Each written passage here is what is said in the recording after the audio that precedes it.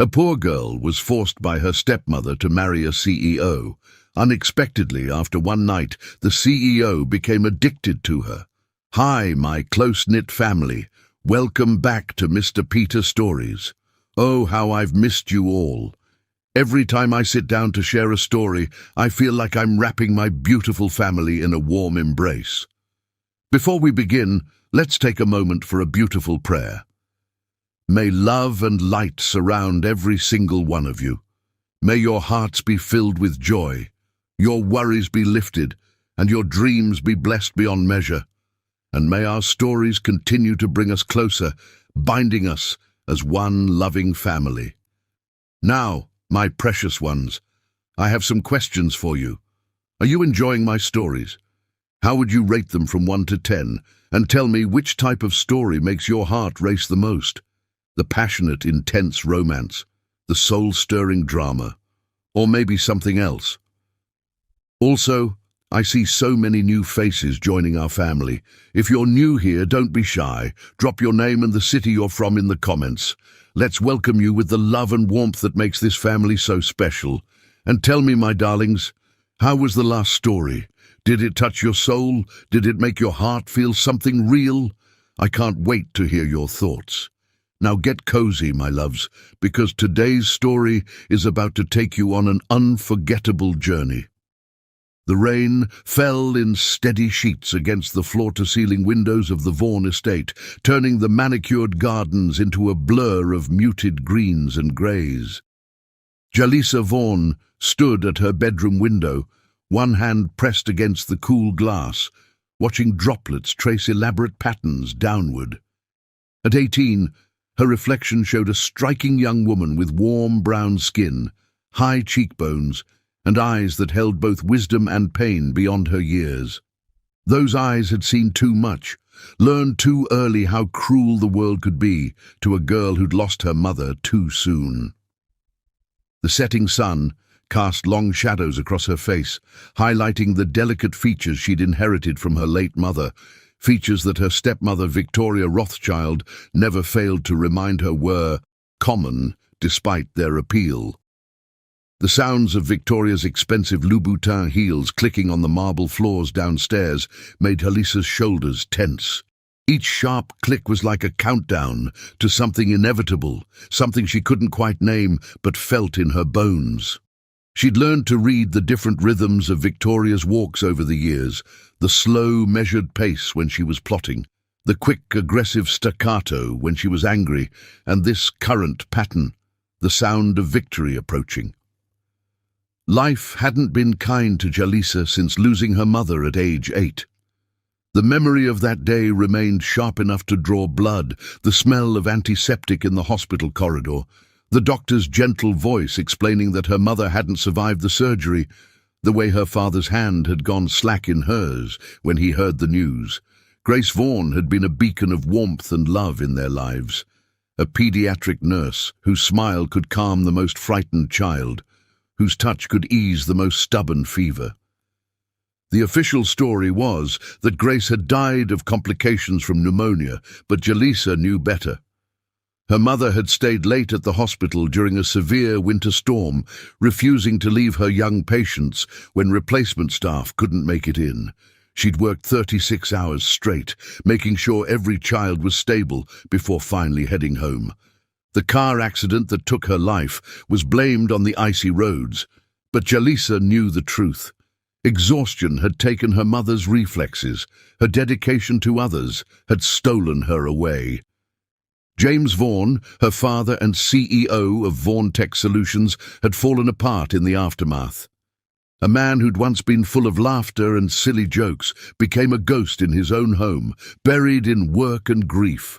Jalisa still remembered the night she'd found him in his study, surrounded by empty whiskey glasses, clutching one of Grace's sweaters and sobbing. Victoria Rothschild had swept into their lives like a perfectly timed storm.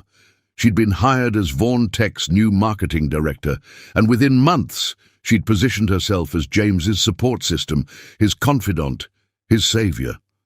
Jalisa, at 9 years old, had watched in helpless silence as Victoria orchestrated what she would later recognize as a masterclass in manipulation. "Your father needs someone to take care of him," Victoria had said, kneeling down to Jalisa's level the day before the wedding. "And you, dear girl, need a mother's guidance." That guidance had turned out to be a decade of subtle cruelty and calculated manipulation. Victoria was an artist when it came to maintaining appearances. To the outside world, she was the perfect stepmother, gracious, elegant, and seemingly devoted to her new family. She hosted charity events, joined the right boards, and never failed to mention her beloved stepdaughter in interviews. Behind closed doors, Victoria wielded words like weapons. She'd systematically dismantled Jalisa's self-worth with the precision of a surgeon. "Oh, darling," she would say, examining Jalisa's report card full of A's. "Academic achievement can only take someone like you so far. Best to focus on more attainable goals." Or, "That dress would be lovely on someone with a different complexion. Perhaps we should stick to more forgiving styles." The worst part was how she'd isolated James from his daughter. Every attempt Jalisa made to connect with her father was subtly undermined. Family dinners became exercises in tension, with Victoria directing the conversation away from any meaningful interaction between father and daughter. "James, darling," she would interject whenever Jalisa tried to discuss her dreams of college. "You remember that board meeting tomorrow? You should really review those documents tonight." Now, watching the rain transform the world outside her window, Jalisa felt that familiar ache in her chest, the longing for her mother's warm embrace, for her father's old smile, for a life unburdened by Victoria's elegant tyranny. She pressed her forehead against the glass, closing her eyes against tears that threatened to fall. The sound of car tires on wet gravel snapped her attention back to the present. A sleek, black Rolls-Royce Ghost was making its way up the circular driveway, its headlights cutting through the growing darkness. Jalisa's heart rate accelerated as she recognized the Montgomery Industries logo on the license plate. "Jalisa!" Victoria's voice carried up the grand staircase, honeyed with false warmth. "Come down to the formal sitting room, darling, and do wear that navy dress I bought you, the one that makes you look presentable." Her fingers trembled slightly as she changed into the dress, a conservative piece that Victoria had deemed appropriate for someone of her background. The fabric felt like a straight jacket against her skin, but she'd learned long ago to pick her battles. As she fastened the pearl necklace that had belonged to her mother, one of the few pieces Victoria hadn't managed to misplace over the years, Jalisa caught her reflection in the full-length mirror. The young woman staring back at her was a study in contained grace. Her mother's features had matured into a beauty that even Victoria couldn't deny, though she tried her best to minimize it with unflattering clothes and subtle criticisms. Jalisa's hair, worn in elegant shoulder-length twists, framed a face that held echoes of Grace's gentle strength. The clicking of heels grew more insistent. "Jalisa! Our guests are waiting!" Taking a deep breath, Jalisa descended the curved staircase, each step measured and careful. The formal sitting room doors stood open, revealing a tableau that would change her life forever. Her father sat in his favorite leather armchair, but he might as well have been carved from stone. Victoria perched on the arm of his chair, her hand resting possessively on his shoulder, her red lips curved in a smile that didn't reach her eyes. And there, commanding attention from the center of the room, stood Harrison Montgomery Sr., the 72-year-old patriarch of Montgomery Industries. His steel-gray hair and impeccable suit spoke of old money and older power. He turned as Jalisa entered, his sharp eyes assessing her with the same calculation he likely used to evaluate business acquisitions. "Ah," he said, his aged voice carrying easily across the antique furniture and Persian rugs. "So this is the girl." Victoria's smile widened. "Isn't she lovely?" We've worked so hard to polish her into something suitable." Jalisa felt her cheeks burn at the casual degradation, but she kept her spine straight, her expression neutral. Years of Victoria's guidance had taught her to wear dignity like armor. "Indeed," Harrison said, taking a measured sip from his crystal tumbler. $60,000, he continued, the words falling like stones in the quiet room. "A fair price for a marriage to my son, wouldn't you agree, James?" The world tilted sideways. Jalisa's fingers gripped the doorframe, though she managed to keep her face composed. Marriage. Price. The words bounced around her mind like shrapnel, but their meaning refused to take solid form. Her father wouldn't meet her eyes. Victoria's perfectly manicured hand tightened on his shoulder as he nodded. "A generous offer, Mr. Montgomery." "No," Jalisa whispered, but no one seemed to hear. Or if they did, they didn't care. The rain continued its steady pattern against the windows, nature's accompaniment to the sound of her world crumbling. Harrison set his glass down with a decisive click. "The arrangements will be handled discreetly, of course. The marriage license has already been prepared. We'll have the ceremony at the courthouse tomorrow morning." Tomorrow. The word escaped before Jalisa could stop it. 3 pairs of eyes turned to her, Harrison's calculating, Victoria's warning, and her father's empty. "Is there a problem?" Harrison's tone suggested that problems were things that happened to other people, never to him. Victoria stood, moving with the fluid grace of a predator. "Of course not, Mr. Montgomery. Jalisa understands what an honor this is, don't you, dear? The Montgomery name, the stability it will provide." Her fingers wrapped around Jalisa's arm, nails digging in slightly. "After all, what other prospects could someone like you hope for?" The last fragments of Jalisa's childhood shattered in that moment. She looked at her father, silently begging him to be the man he'd been when her mother was alive, the father who'd sworn to protect her always. But James Vaughan stared into his whiskey glass as if it held answers to questions he'd never dared to ask. "Excellent," Harrison said, rising. "The car will collect her at 9 tomorrow morning. James, the transfer will be completed once the ceremony is done." He paused at the door, giving Jalisa one final appraising look. "Welcome to the Montgomery family, my dear. Do try not to disappoint us." The sound of the front door closing echoed through the house like a judge's gavel. Victoria's grip on Jalisa's arm relaxed, but her smile grew sharper. "Well, darling, it seems dreams do come true, even for girls like you." Jalisa pulled away, her voice barely a whisper. "Daddy, please." But James was already standing, moving toward his study with the mechanical motions of a man sleepwalking through his own life.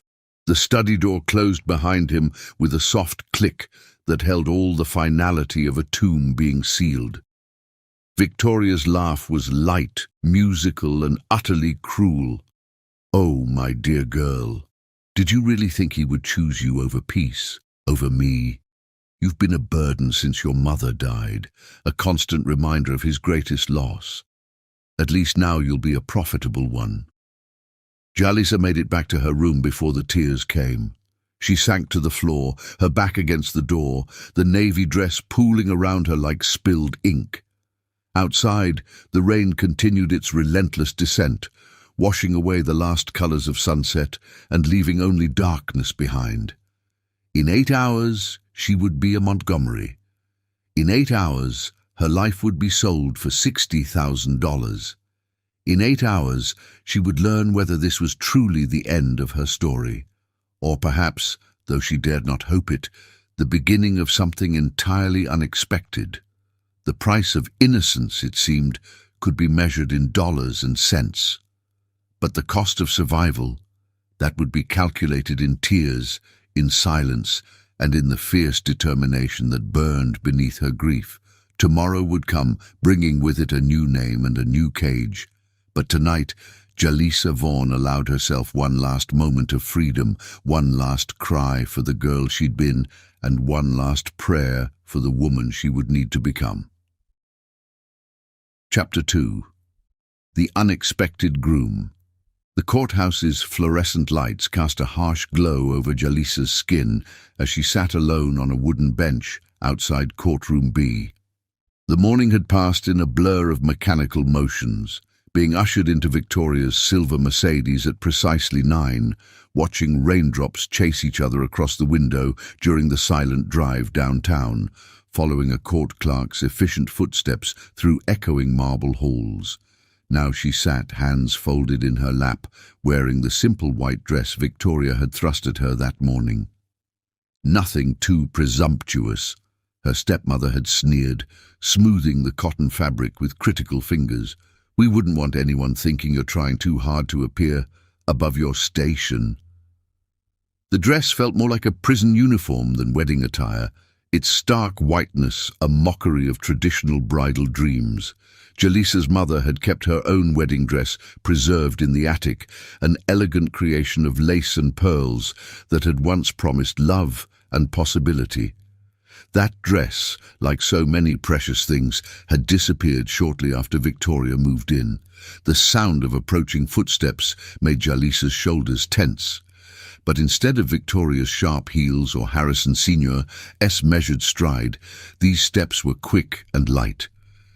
A young court clerk appeared, her face sympathetic as she took in Jalisa's solitary figure. "The judge will be ready in about 20 minutes, she said softly. "Would you like some water?" Jalisa managed a small shake of her head. Her throat felt too tight for water, too tight for air. The reality of what was about to happen pressed against her chest like a weight. She hadn't even seen a photo of Harrison Montgomery Jr., her intended husband. Victoria had been deliberately vague about him, offering only cutting remarks about how Jalisa should be grateful, a girl like her marrying into the Montgomery family. It was more than she deserved. The questions that had kept her awake all night tumbled through her mind again. How old was he? What kind of man would agree to this arrangement? Would he be cruel like his father, seeing her as nothing more than a purchased commodity? Or worse, would he be weak like her own father, unable to stand against the tide of manipulation and control? The click of heels against marble announced Victoria's arrival. She swept around the corner like a perfectly coiffed storm, James trailing in her wake like a shadow.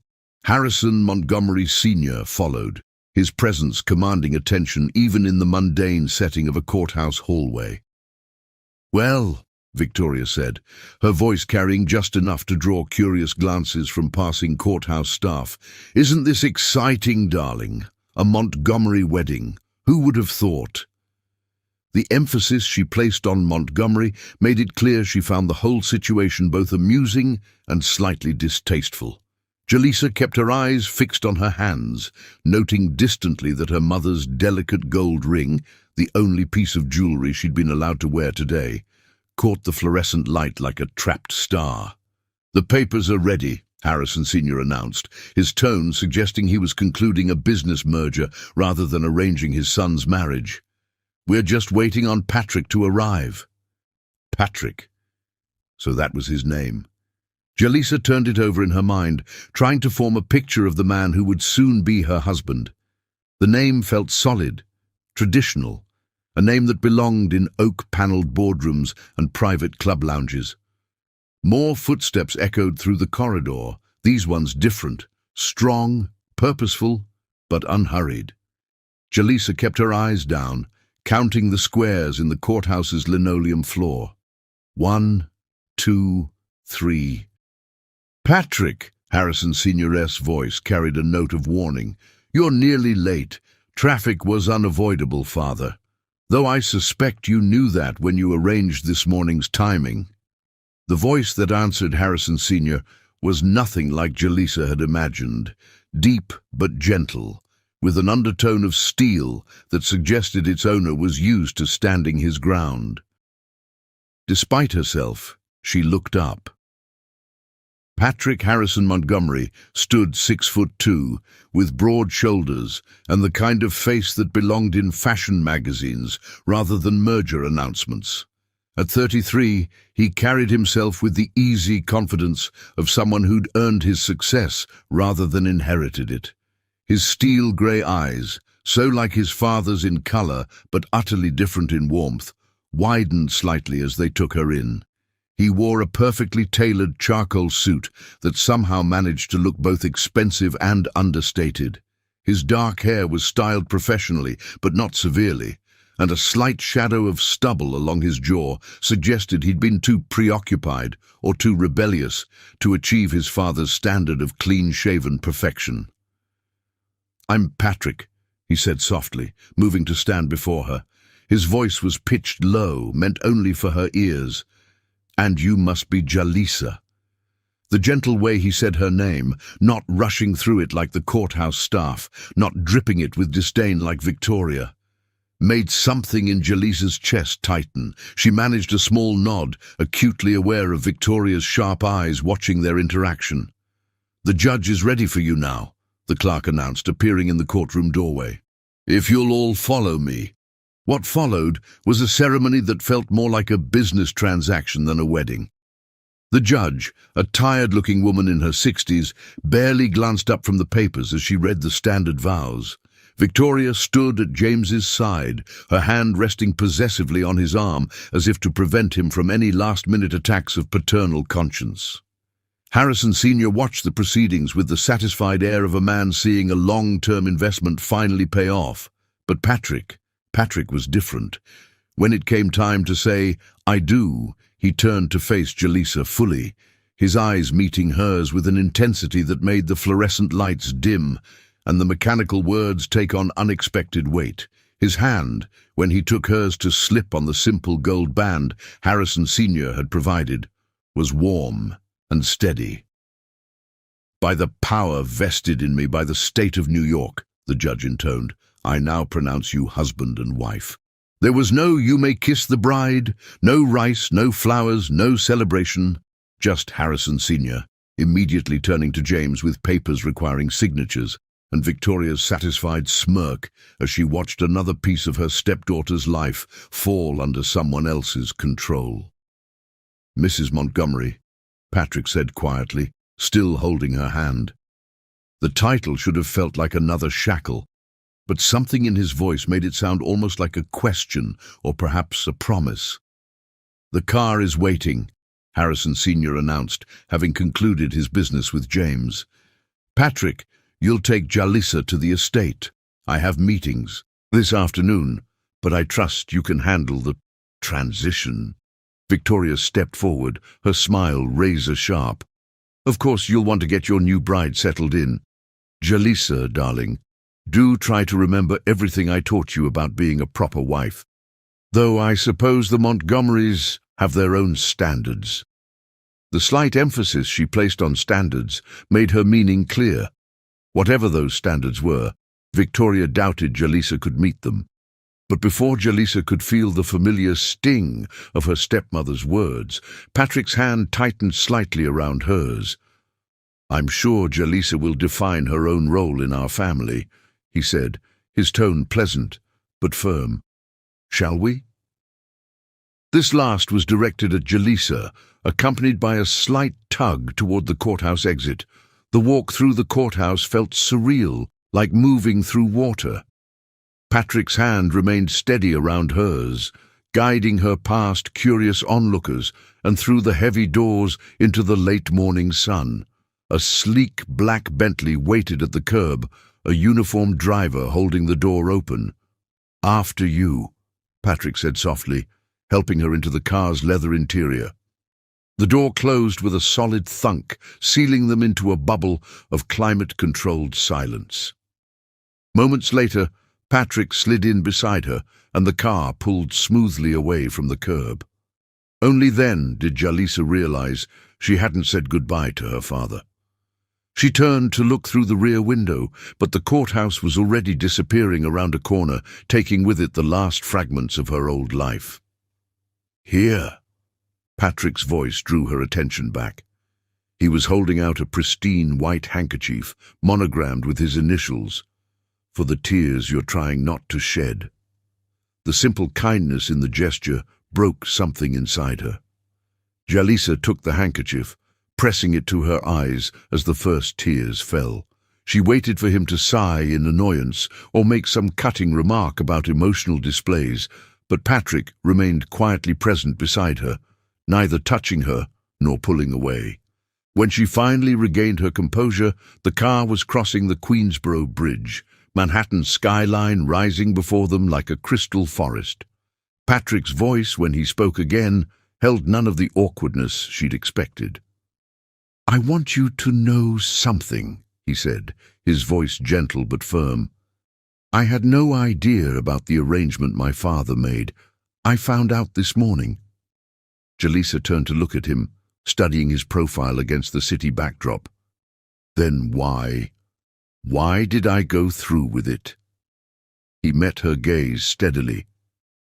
"Because I knew if I refused, he would have found someone else, someone who might not care about treating you with respect. My father's deals always go through one way or another, at least this way." He trailed off, but Jalisa understood. At least this way she had ended up with someone who seemed to have a conscience, someone who looked at her and saw a person rather than a possession. The car turned onto Fifth Avenue, joining the steady flow of traffic heading uptown. Patrick shifted slightly in his seat, loosening his tie. "I know this isn't what either of us would have chosen, but I want to make something clear. In this marriage, you'll be my equal, not my property. Whatever game my father and your stepmother think they're playing, we don't have to play by their rules." The words were like oxygen after a long time underwater. Jalisa found herself studying him more carefully, the strength in his jaw, yes, but also the kindness around his eyes, the way he held himself like someone used to carrying responsibility rather than wielding power. "The estate is about 20 minutes away," Patrick continued. "It's been in the family for generations, but I've had my own wing renovated recently. You'll have your own suite of rooms there, completely private. No one, not even my father, will enter without your permission." The promise of privacy, of space that would truly be hers, made Jalisa's throat tight again. Even in her father's house, Victoria had felt free to enter her room at will, to rearrange, criticize, and remind Jalisa that nothing really belonged to her. As if reading her thoughts, Patrick added, "The staff answers to me, not my father. They're good people who value discretion. Whatever you need, changes to the rooms, different furniture, new clothes, just ask. Consider it part of making this situation as bearable as possible." The car turned through elaborate iron gates, following a curved driveway through manicured grounds. The Montgomery estate rose before them, a masterpiece of Gothic Revival architecture set against the morning sky. To Jalisa's surprise, it didn't feel oppressive, despite its grandeur. Something about the way sunlight played across its stone facades and multiple balconies made it seem almost welcoming. "Home, sweet home," Patrick murmured as the car came to a stop. But before the driver could open their door, he turned to face Jalisa fully. "One more thing. I know we're legally married now, but we'll take things at your pace. You're 18, barely starting your life. I won't let this arrangement steal your choices from you." The driver opened the door then, letting in a rush of autumn air that carried the scent of roses from the nearby garden. Patrick stepped out first, then offered his hand to help Jalisa emerge. As she stood beside him, looking up at what would now be her home, she felt something unexpected unfurl in her chest. Not quite hope, perhaps, but the possibility of it. "Would you like to see your rooms?" Patrick asked, offering his arm with old-world courtesy that somehow didn't feel patronizing. "Cook usually serves lunch on the terrace this time of year, if you're hungry. Or we could have something sent up if you'd prefer to settle in privately." Jalisa found her voice at last, surprising herself with its steadiness. "The terrace sounds nice, actually, if that's all right." Patrick's smile was warm and genuine. "More than all right. Shall we? As they climbed the broad stone steps together, Jalisa caught their reflection in one of the estate's many windows. She in her simple white dress, he in his elegant suit, looking for all the world like a normal couple coming home together. Maybe, she thought, this arranged marriage didn't have to be an ending. Maybe, just maybe, it could be the beginning of something unexpected and real. The massive front doors opened silently before them, revealing a soaring entry hall with a sweeping staircase and crystal chandelier. But it was the small details that caught Jalisa's attention.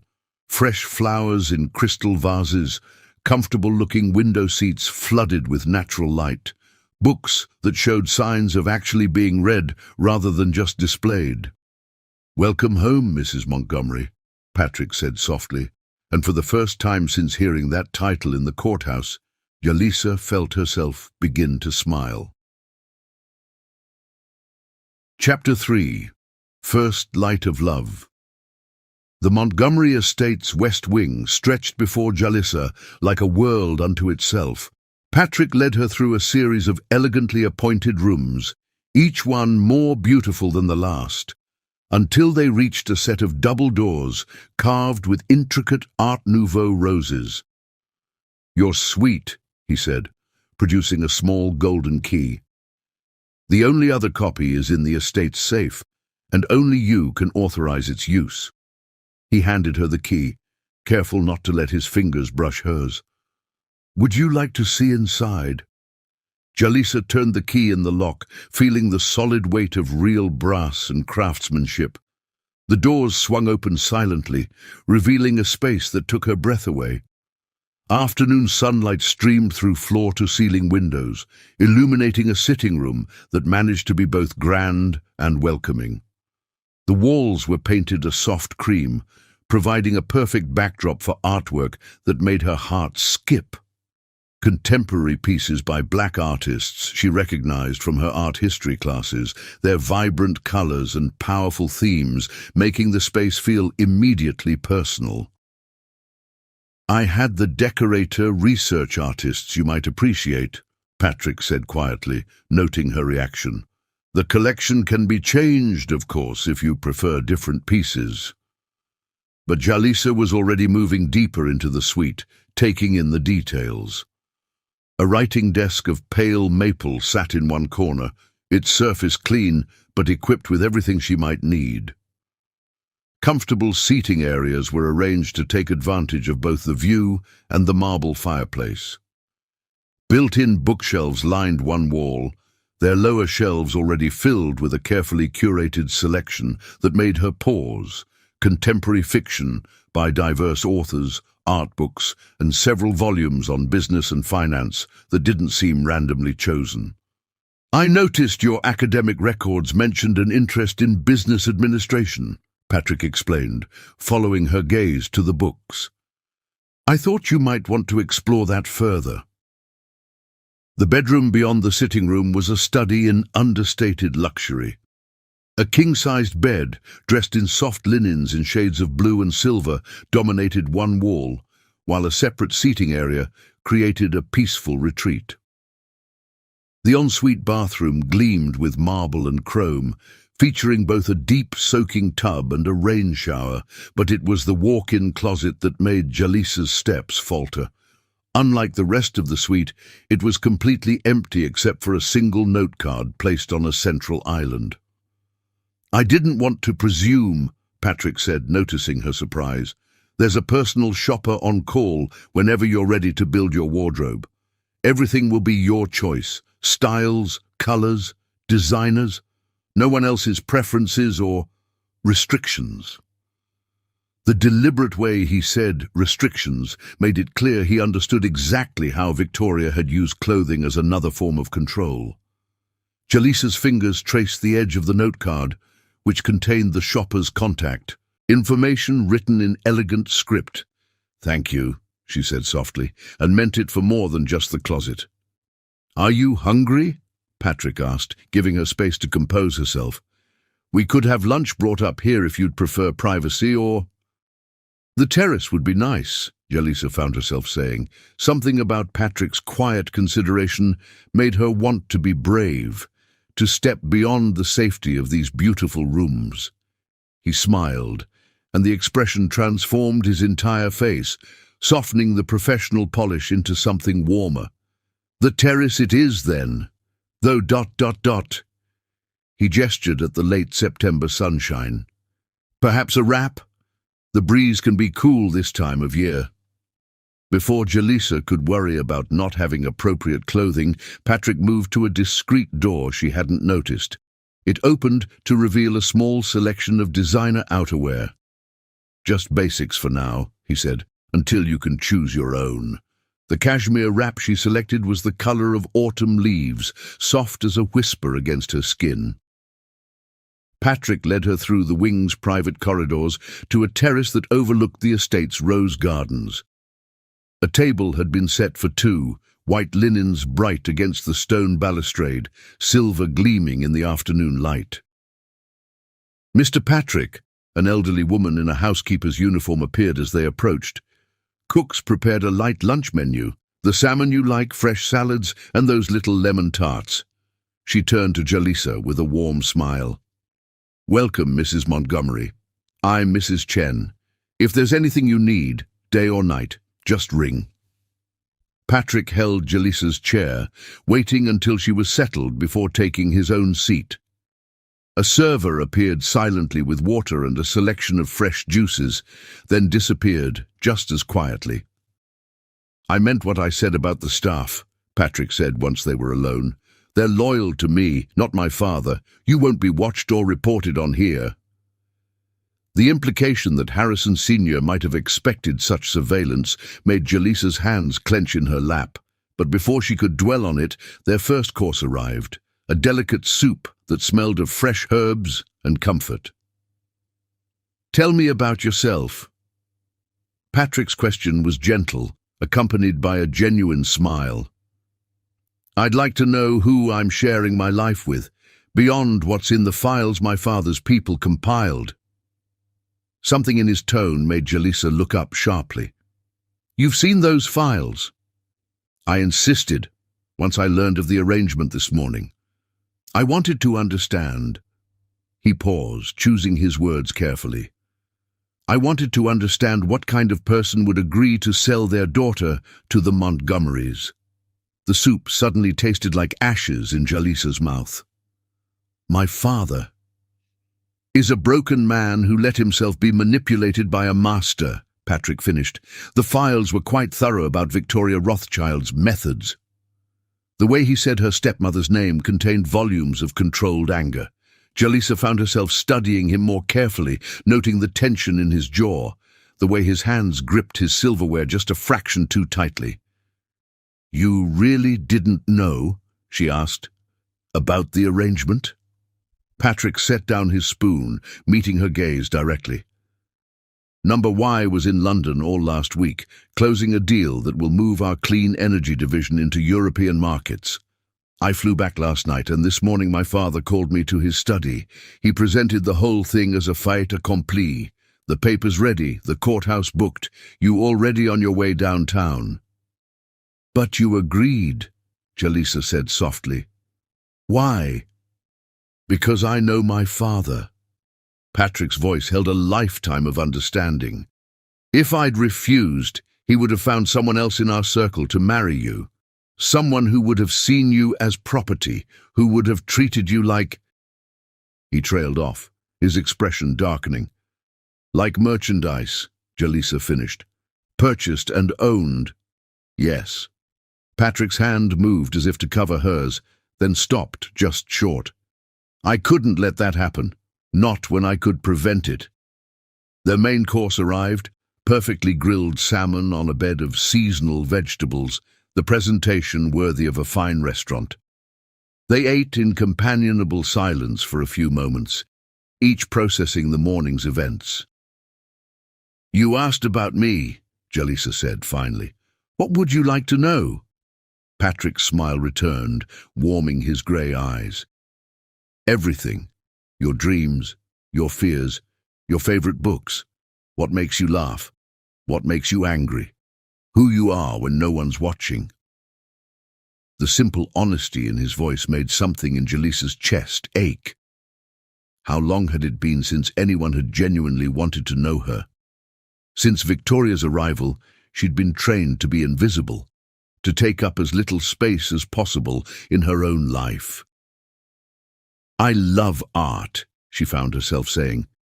"Not just looking at it, but understanding it, the history, the context, the way it reflects and shapes culture. And I'm good at math, even though Victoria said it wasn't ladylike to show it.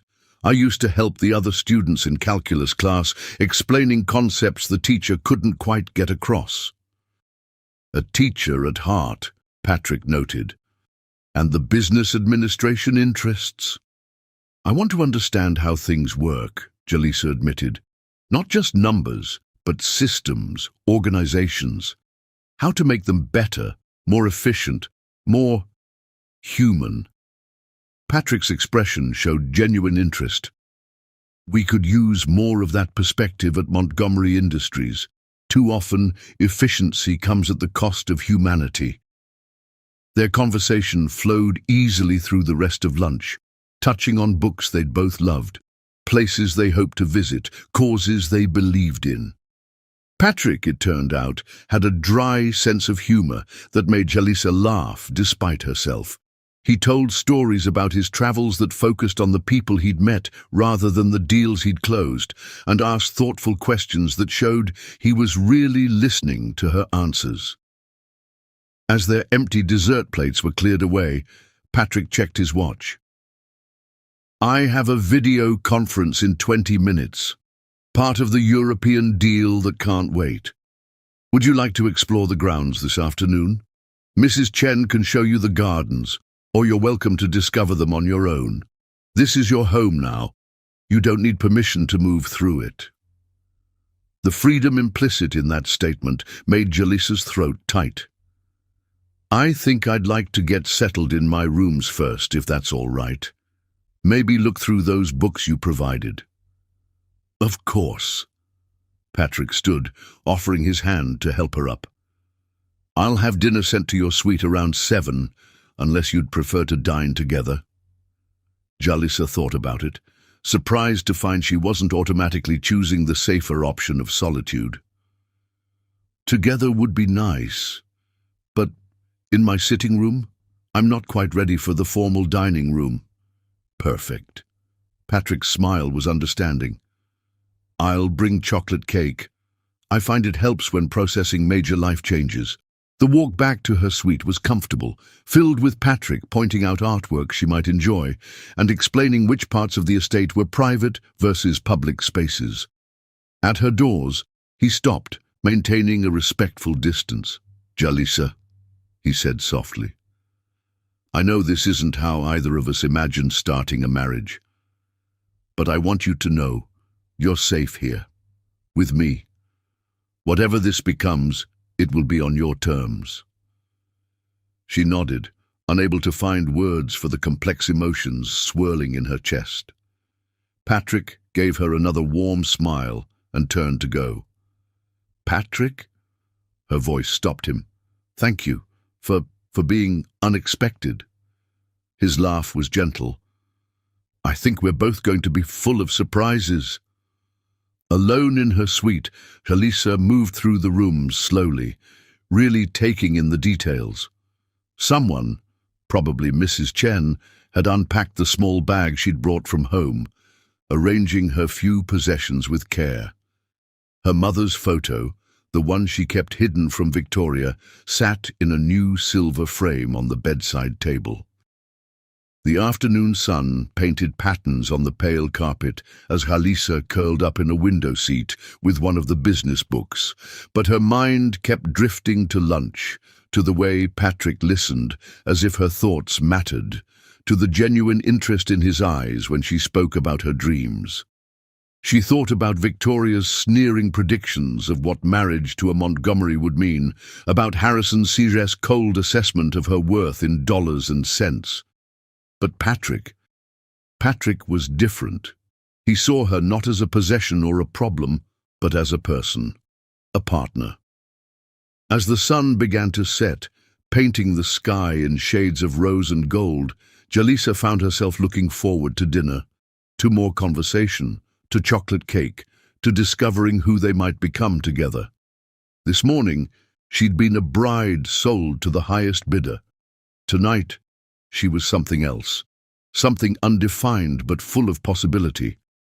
The first light of something that felt dangerously like hope began to warm her heart. Perhaps this arranged marriage, this business transaction disguised as a wedding, could become something real, something chosen rather than imposed, something unexpected and beautiful, like roses blooming in winter. Jalisa touched the soft cashmere wrap still draped around her shoulders, remembering Patrick's quiet consideration. Yes, she thought, this could be the beginning of something extraordinary, not because it was forced upon them, but because they might choose it day by day, conversation by conversation, moment by moment. The future stretched before her like an unwritten story, and for the first time since losing her mother, Jalisa felt ready to turn the page. Chapter 4. Breaking Down Walls. Over the next few weeks, Patrick showed Jalisa a world she'd never known existed. It wasn't just the material things, though he did ensure she had everything. She needed to feel comfortable in her new life. It was the way he went about it, the thoughtfulness behind each gesture, the constant respect for her autonomy. The morning after their wedding, a sleek black credit card appeared on her breakfast tray, along with a note in Patrick's precise handwriting, "For whatever you need or want. No limits, no questions asked. This is your home now. Make it yours." But he didn't just hand her money and disappear. When Jalisa mentioned wanting to update her wardrobe, Patrick arranged for several top designers to bring their collections to the estate. He stayed for the first few minutes, making it clear to everyone that Mrs. Montgomery was to be treated with the utmost respect, then left her to make her own choices without hovering or influencing her decisions. "These clothes are armor," he'd said quietly before leaving. "Choose pieces that make you feel strong." The designers had been surprisingly kind, taking time to understand Jalisa's style preferences rather than trying to force their own vision on her. For the first time in years, she was able to select clothes that actually reflected who she was. Elegant but comfortable, professional but youthful, with colors that complemented her skin tone rather than trying to downplay it. One afternoon, about 2 weeks into their marriage, Patrick found her in the estate's library, surrounded by college brochures. He'd paused in the doorway, taking in the scene, then entered quietly and sat in the armchair across from her. "Columbia has an excellent business program," he said, noting the brochure in her hands. "Their focus on ethical leadership is particularly strong." Jalisa had tensed, waiting for the other shoe to drop, but Patrick simply pulled out his phone and started making notes. "I'll have the admissions office send over the full application package. Early decision deadline is November 1st, so we have time to put together a strong application." "Victoria always said college would be a waste," Jalisa found herself saying, "that no amount of education could change certain facts about me." Patrick's expression darkened momentarily. "Victoria Rothschild," he said carefully, "is an expert at destroying dreams to maintain control. But she's wrong. Apply wherever you want, Jalisa. I'll handle the costs." "Your father won't approve," she warned, remembering Harrison Sr.'s comments about a wife's proper place. Patrick's smile held a hint of steel. "My father's approval stopped mattering to me a long time ago. Besides," he added, his tone lightening, "Montgomery Industries could use more executives with actual ethics training. The old guard's idea of corporate responsibility begins and ends with tax-deductible donations to their favorite charities." That conversation marked a turning point in their relationship. Jalisa began to see that Patrick wasn't just being kind out of obligation. He genuinely supported her dreams, believed in her potential.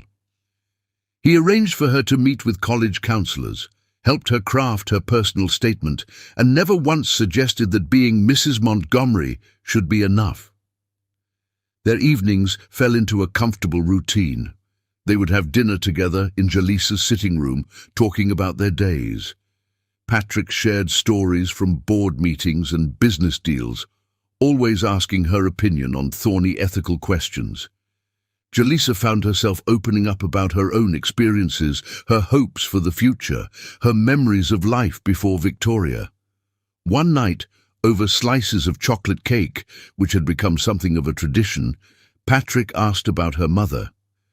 "You don't have to talk about her if you don't want to," he said quickly, seeing Jalisa's expression. I'd like to know about the woman who raised such an extraordinary daughter." Something in his tone, genuine interest without pity, made Jalisa want to share.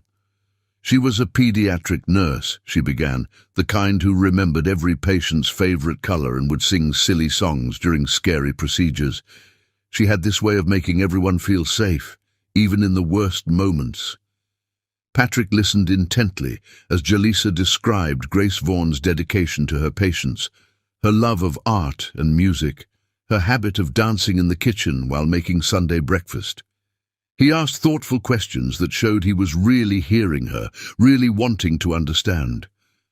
"She sounds remarkable," he said, when Jalisa finally fell silent. "I wish I could have met her."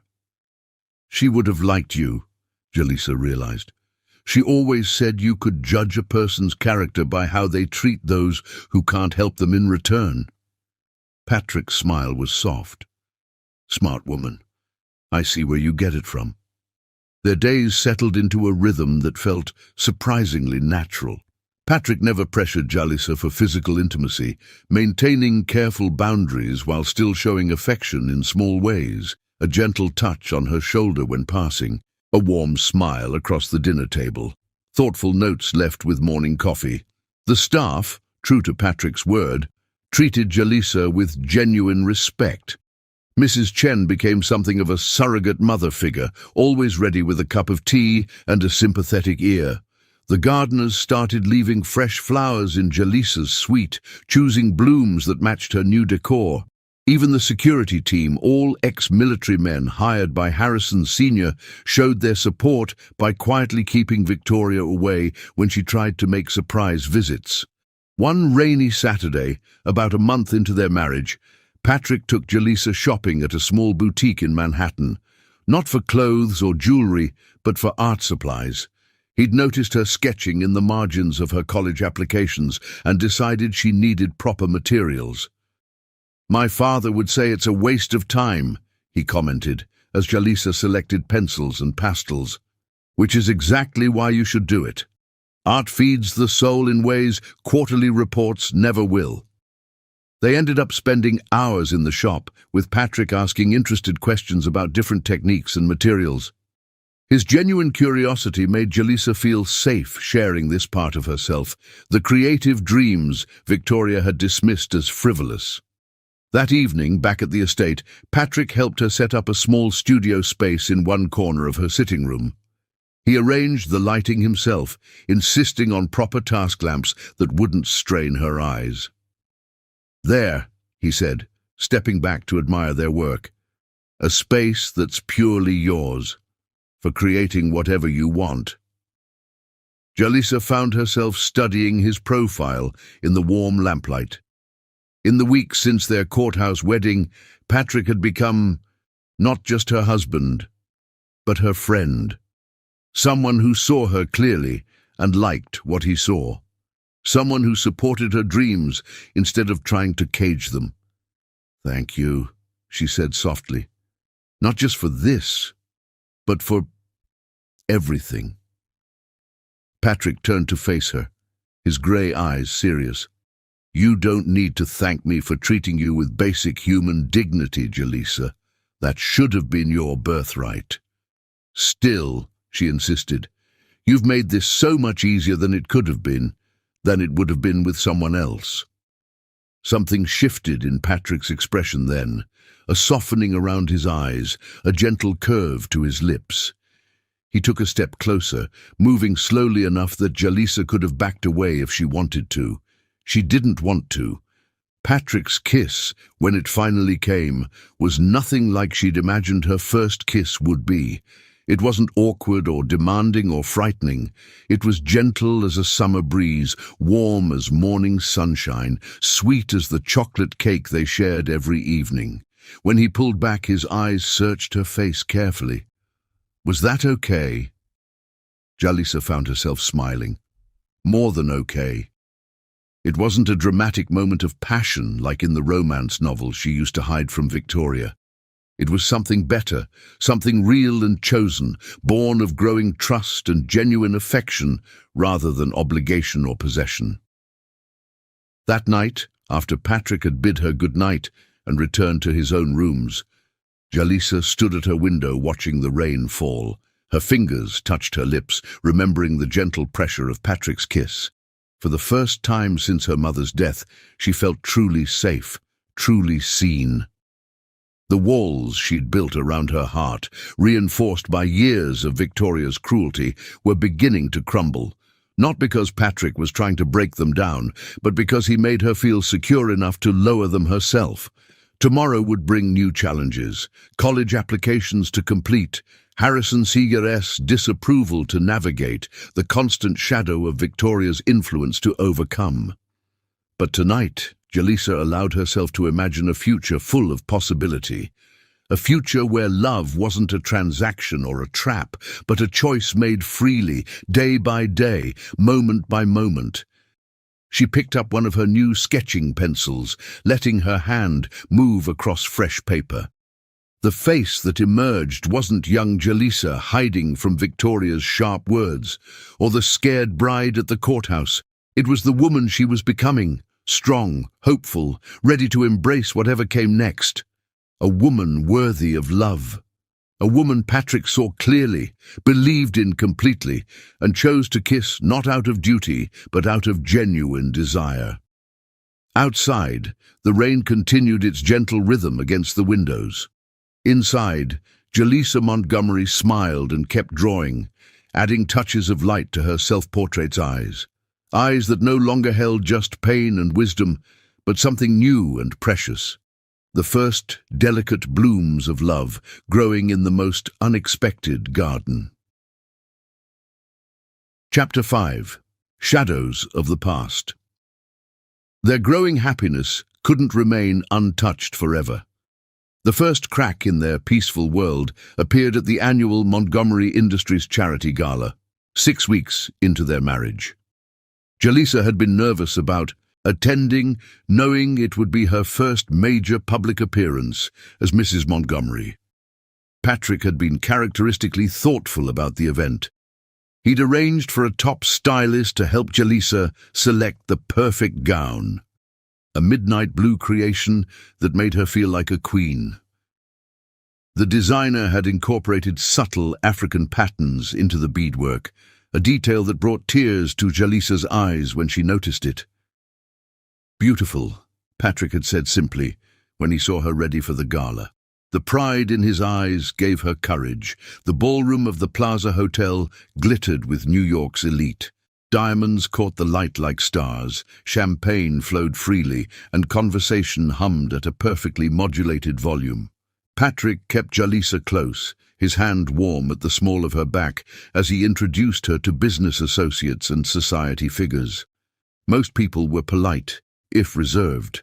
A few were genuinely welcoming, particularly the younger executives who appreciated Patrick's progressive approach to business. But there were also whispers, sidelong glances, barely concealed smirks behind champagne flutes. Victoria's arrival changed the temperature of the room instantly. She swept in on James's arm, wearing a dress that cost more than most people's cars. Her smile, when she spotted Jalisa, was razor-sharp. "Darling," she cooed, air-kissing Jalisa's cheek. "How surprisingly well you clean up. Though perhaps a bit overdressed. We wouldn't want anyone thinking you're trying too hard to fit in." Patrick's hand tightened slightly on Jalisa's waist. "Mrs. Vaughn," he said coolly, "I wasn't aware you were on the guest list." Victoria's laugh tinkled like breaking glass. "Oh, but I'm on all the right lists now, dear boy. Your father has been most accommodating." James stood slightly behind his wife, his eyes fixed on his drink. He barely glanced at Jalisa, though his hands trembled slightly when Victoria mentioned Harrison Sr. Throughout the evening, Victoria worked the room like a master conductor, dropping subtle hints and poisoned words into eager ears. Jalisa tried to ignore it, focusing instead on the meaningful conversations Patrick was having about Montgomery Industries' new charitable initiatives. But then she overheard a conversation near the ladies' room that made her blood freeze. "Well, of course it was arranged," Victoria's voice carried just enough to reach interested parties. The girl practically threw herself at Harrison Sr., batting those eyes and playing on his protective instincts.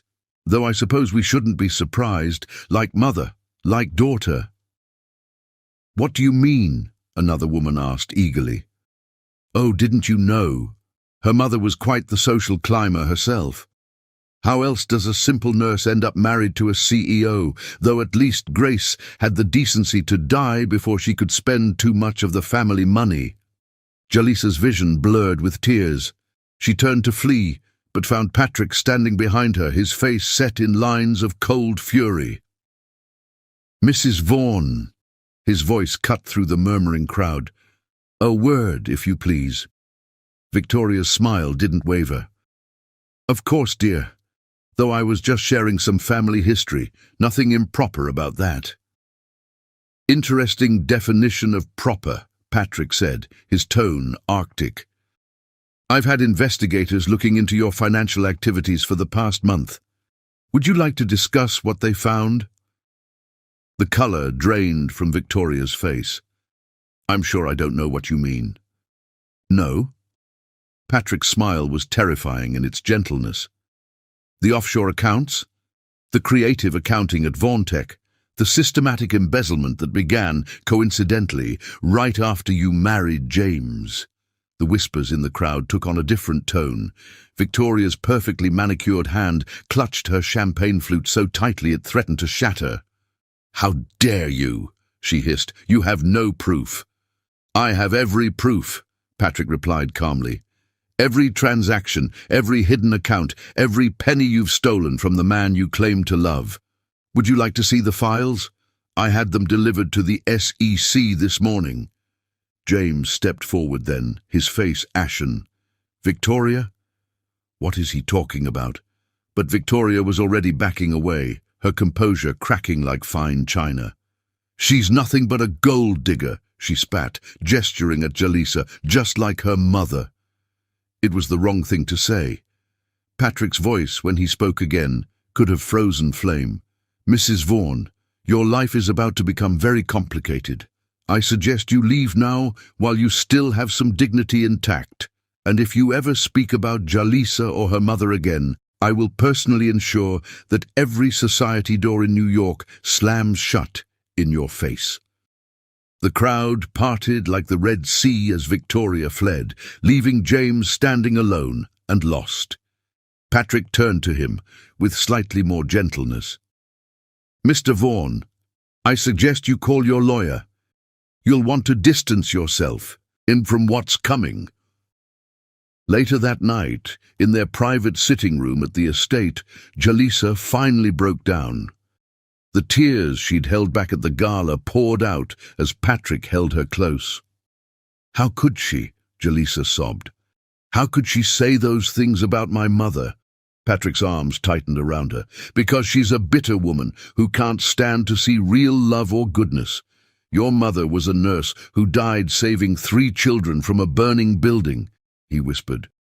"I found the news articles, talked to people who knew her. She worked extra shifts that winter because the pediatric ward was understaffed. She stayed late that night because 2 of her young patients had fevers that wouldn't break. The car accident happened because she was exhausted from caring for others."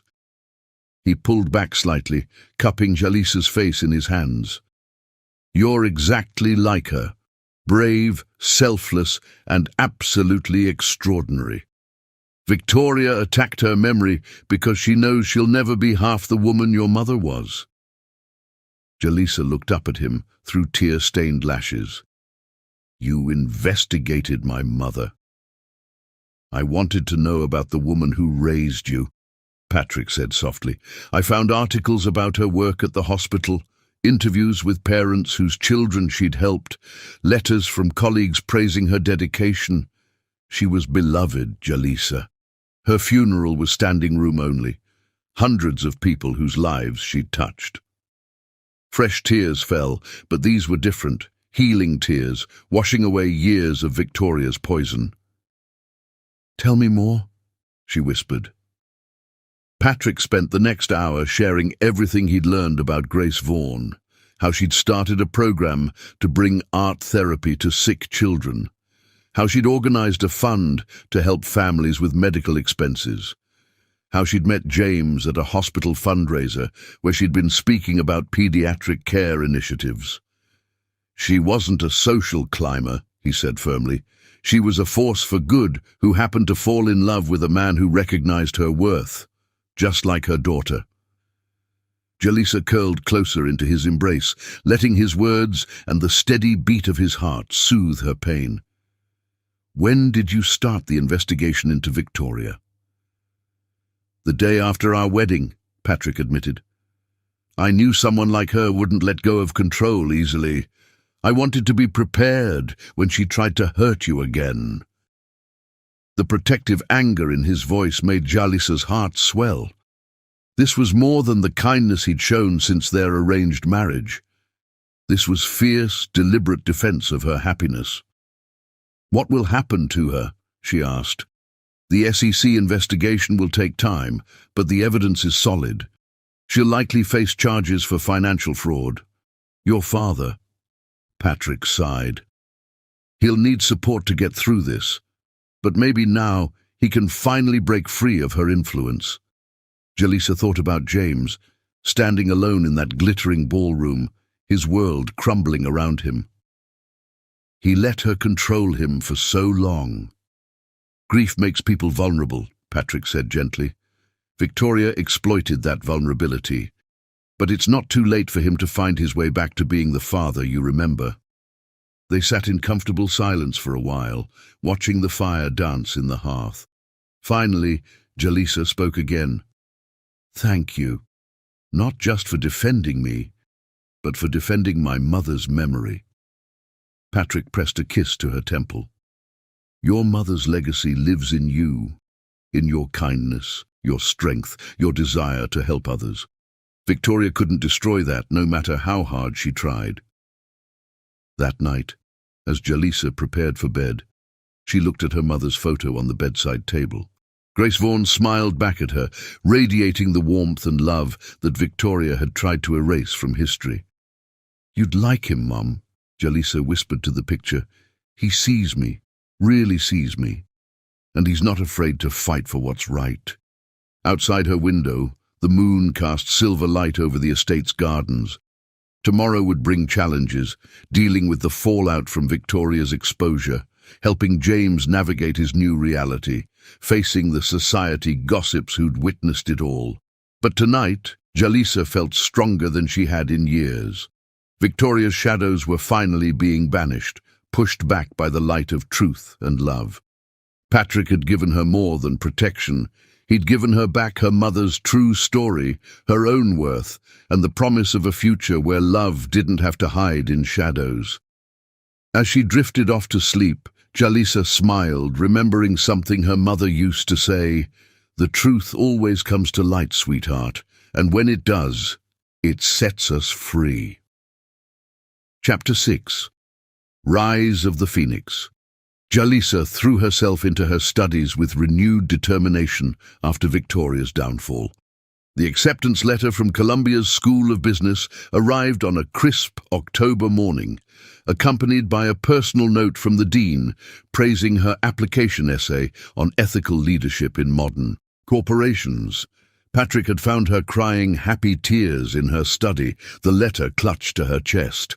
Without a word, he'd swept her into a celebratory hug, then immediately called Mrs. Chen to arrange champagne and her favorite chocolate cake. "I knew you could do it," he said later, as they sat in their favorite spot on her private terrace. "The admissions board would have been crazy to pass up someone with your insight and drive." Jalisa traced the Columbia letterhead with trembling fingers. "I still can't quite believe it's real. Victoria always said—" "Victoria," Patrick interrupted gently, "is currently facing federal charges for embezzlement. I think we can safely discount her opinions on anything." The investigation into Victoria's financial dealings had revealed a web of fraud that stretched back years. She had been systematically siphoning money from Vaughan Tech, using sophisticated accounting tricks to hide her theft. The evidence Patrick's investigators had uncovered was damning. James, once the truth about his wife's crimes became clear, had seemed to wake from a long nightmare. He'd filed for divorce immediately and thrown himself into cooperating with the authorities. The process had been painful but cleansing, like lancing an infected wound. Now, 2 months after the gala confrontation, Jalisa was excelling in her business classes at Columbia. Patrick watched with pride as she transformed from a timid girl into a confident young woman. Her natural intelligence, no longer suppressed by Victoria's manipulation, flourished in the academic environment. "I have a surprise for you," Patrick said one evening, joining her in the library where she was working on a case study analysis. "How would you feel about putting some of your business theory into practice?" Jalisa looked up from her textbooks, intrigued. "What did you have in mind?" "Montgomery Industries' charitable foundation needs restructuring," Patrick explained, settling into the chair across from her. "The current model is outdated, too focused on tax benefits and not enough on actual impact. I thought you might want to take a look at it." The trust in his voice made Jalisa's heart swell. "You'd let me do that?" Patrick's smile was warm. "Let you? I'm counting on you. Your perspective is exactly what we need. Someone who understands both business principles and human needs." Over the next few weeks, Jalisa immersed herself in studying the foundation's structure and operations. She collaborated with Patrick's team, conducted interviews with grant recipients, and developed a comprehensive proposal for reform. Her presentation to the Foundation's board, including Harrison Sr., was a triumph of preparation and passion. She stood confidently at the head of the mahogany conference table, her voice clear and strong as she outlined her vision. "The current model treats charity as a business transaction," she explained, clicking through meticulously prepared slides. "But true philanthropy should be about transformation, not just for the recipients, but for the organization itself.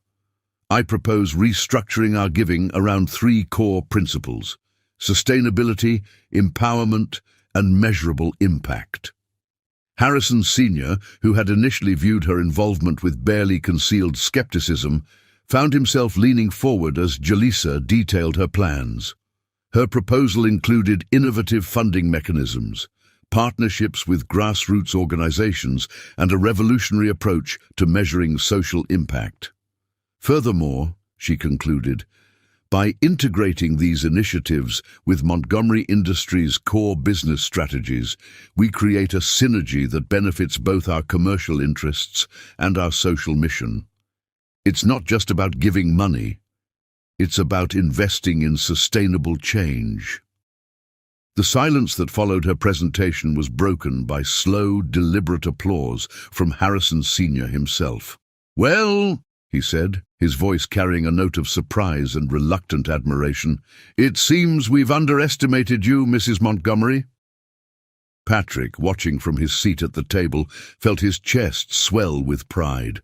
This was the woman he'd glimpsed beneath Victoria's oppression, brilliant, compassionate, and unstoppable once given room to shine.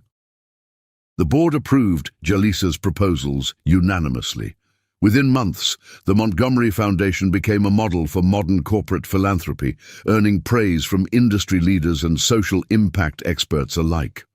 But it was more than just professional success. Jaleesa began to hold her head high in social situations, her natural grace and intelligence shining through.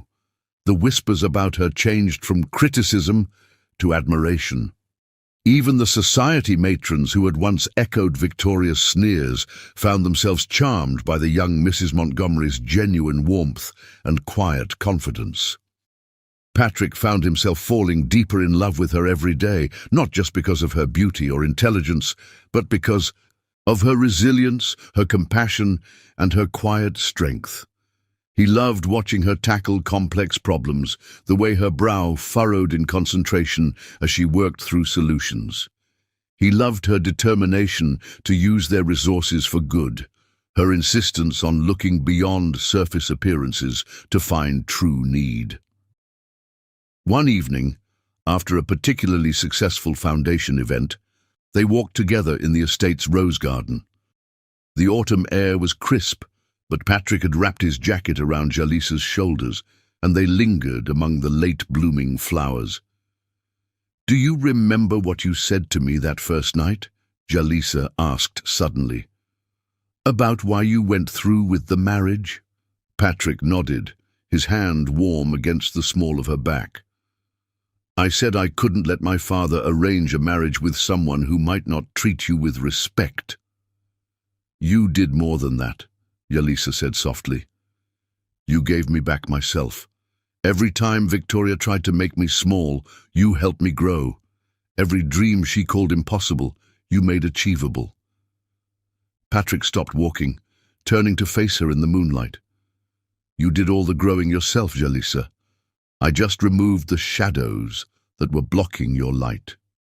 She reached up to touch his face, her fingers tracing the strong line of his jaw.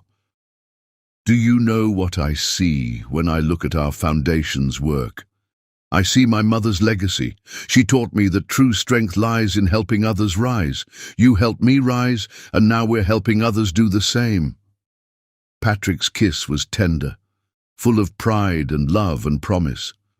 When they finally broke apart, he rested his forehead against hers. "You're extraordinary, Jaleesa Montgomery. Don't ever let anyone tell you differently again." Later that night, as they shared their traditional slice of chocolate cake in Jaleesa's sitting room, Patrick watched his wife review quarterly reports from their newest initiative, a scholarship program for underprivileged students interested in healthcare careers. She had come so far from the frightened girl at the courthouse. Now she moved through the world with quiet confidence, her intelligence and compassion touching everything she did. The business classes at Columbia were just the beginning. Patrick could already see her future role in shaping Montgomery Industries into something more ethical, more human. But more than that, he saw the woman he'd grown to love with his whole heart. Not because of any arrangement or obligation, but because she was exactly who she was meant to be, strong, brilliant, and unstoppable. As if sensing his thoughts, Jaleesa looked up from her reports and smiled. The love in her eyes matched the warmth in his chest, a flame that had grown from the smallest spark into something powerful and transformative. Together, they were building something neither of them had expected, a marriage of true equals, a partnership based on respect and understanding, a love that had bloomed in the most unlikely soil. The phoenix, they say, rises from its own ashes to soar higher than before. Watching his wife shine in her newfound confidence, Patrick thought the metaphor particularly apt. Jaleesa had emerged from the ashes of Victoria's cruelty, stronger and more beautiful than ever. And they were only just beginning. Chapter 7. Truth and Consequences. The evidence against Victoria was damning. In the weeks following her public confrontation at the gala, Patrick's investigators had uncovered layer upon layer of financial fraud. She had been embezzling from James's company for years, using the money to maintain her lavish lifestyle while treating Jaleesa like a servant.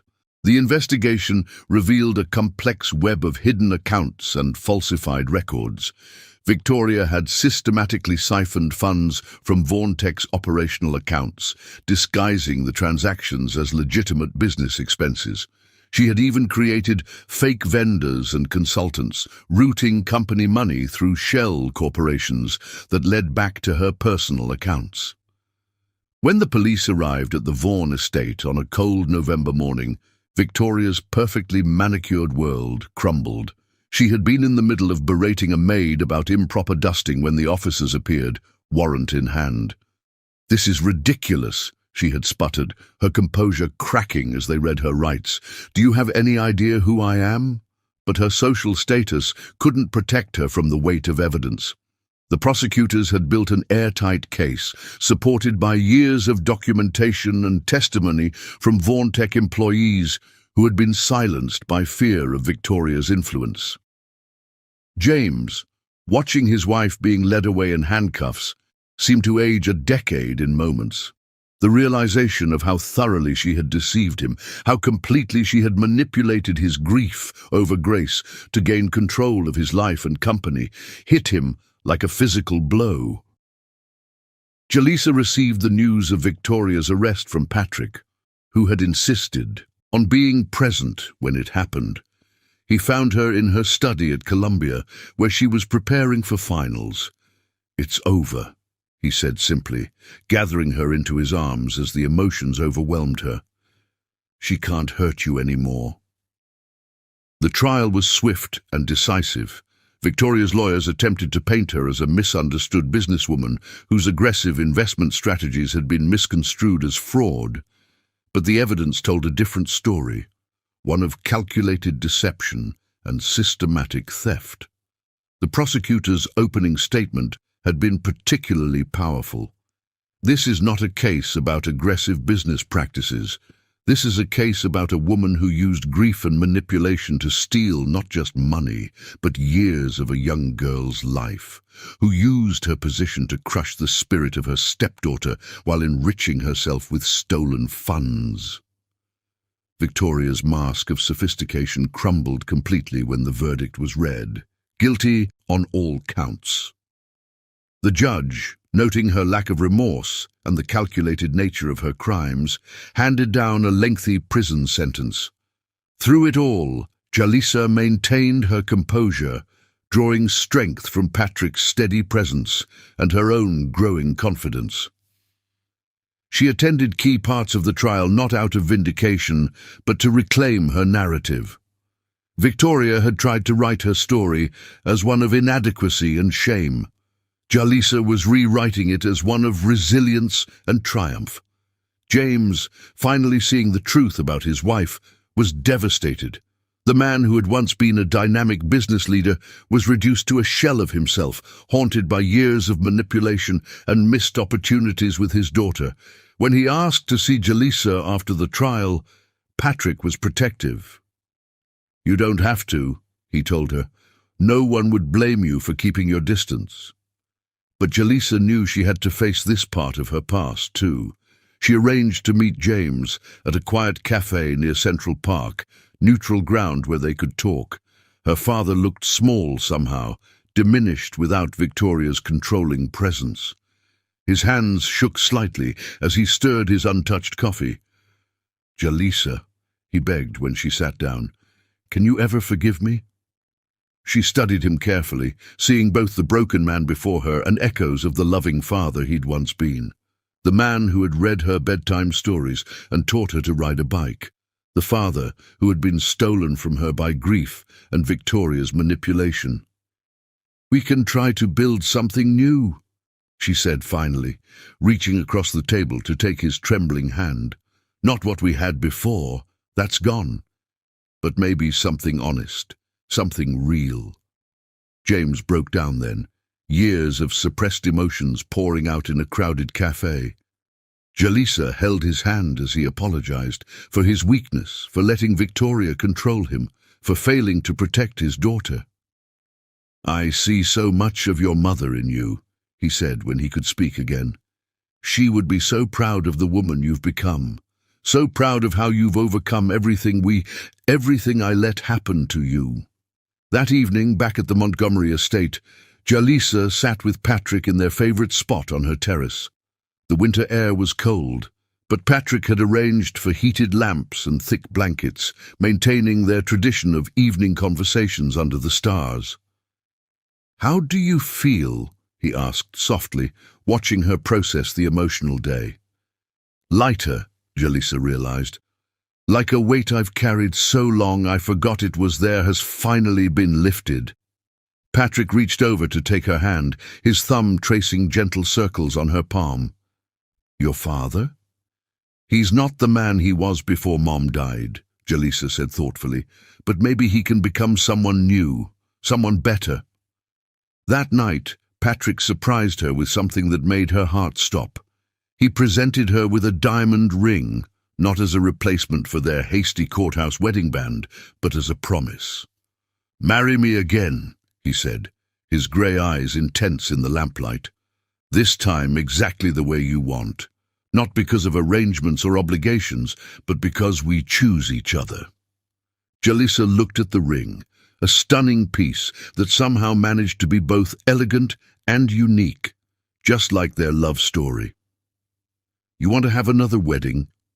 "I want to stand up in front of everyone we love and tell the world that I choose you," Patrick said firmly. "Not because my father arranged it, not because of business or social obligations, but because you're the most remarkable woman I've ever known." Tears slipped down Jalisa's cheeks as she nodded. "Yes," she whispered, "yes to choosing you, yes to building something real, yes to everything." The ring slid perfectly onto her finger, catching the light like captured stars. Patrick gathered her close, his kiss tasting of promise and possibility. Later, as they shared their traditional slice of chocolate cake, Jalisa looked around her sitting room, at the art she'd chosen, the books that reflected her interests, the space she'd made truly her own. So much had changed since that rainy day at the courthouse. Victoria would face the consequences of her actions in prison. James was beginning the long journey of redemption and healing.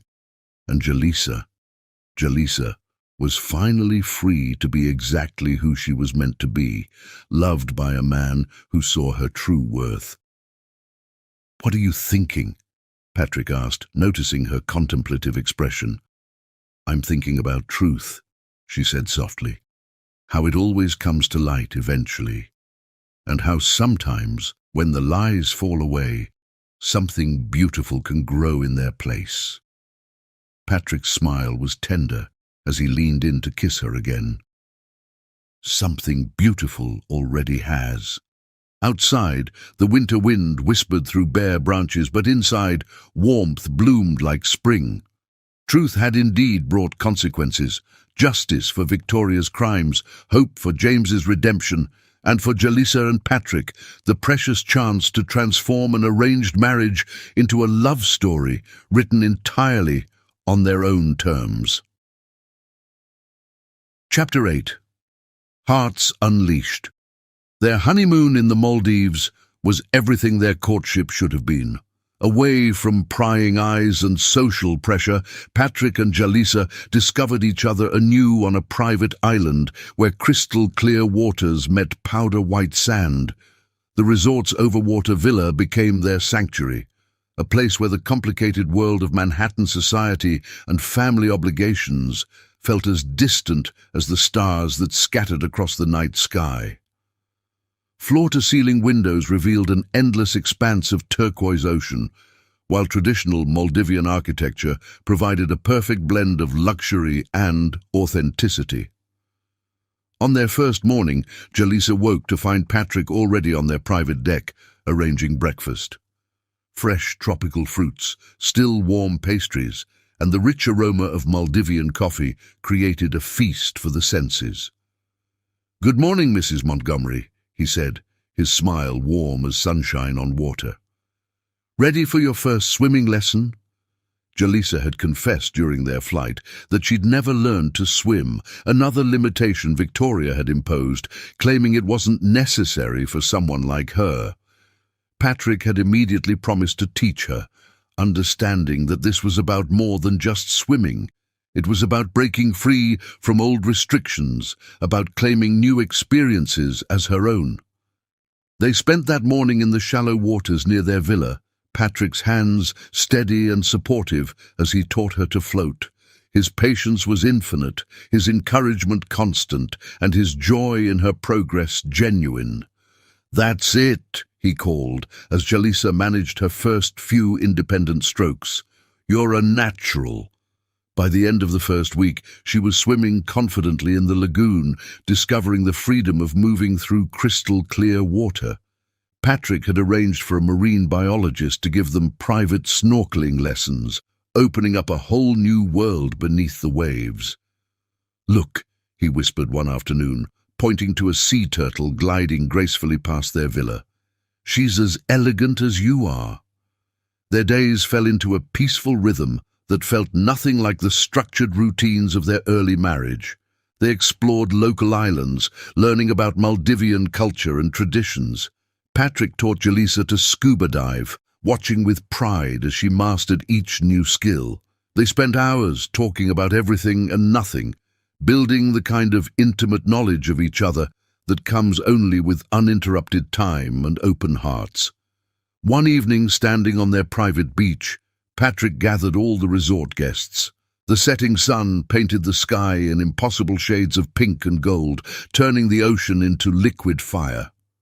"I want everyone to know," he announced, his voice carrying over the gentle waves, "that I'm madly in love with my wife, not because of any arrangement or obligation, but because she is the most remarkable person I've ever known."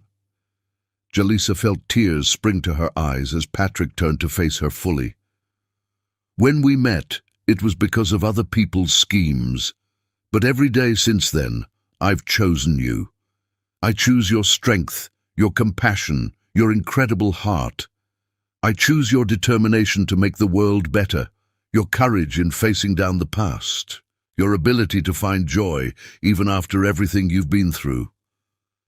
The gathered guests, honeymooners and families from around the world, watched in delighted silence as Patrick dropped to one knee in the soft sand.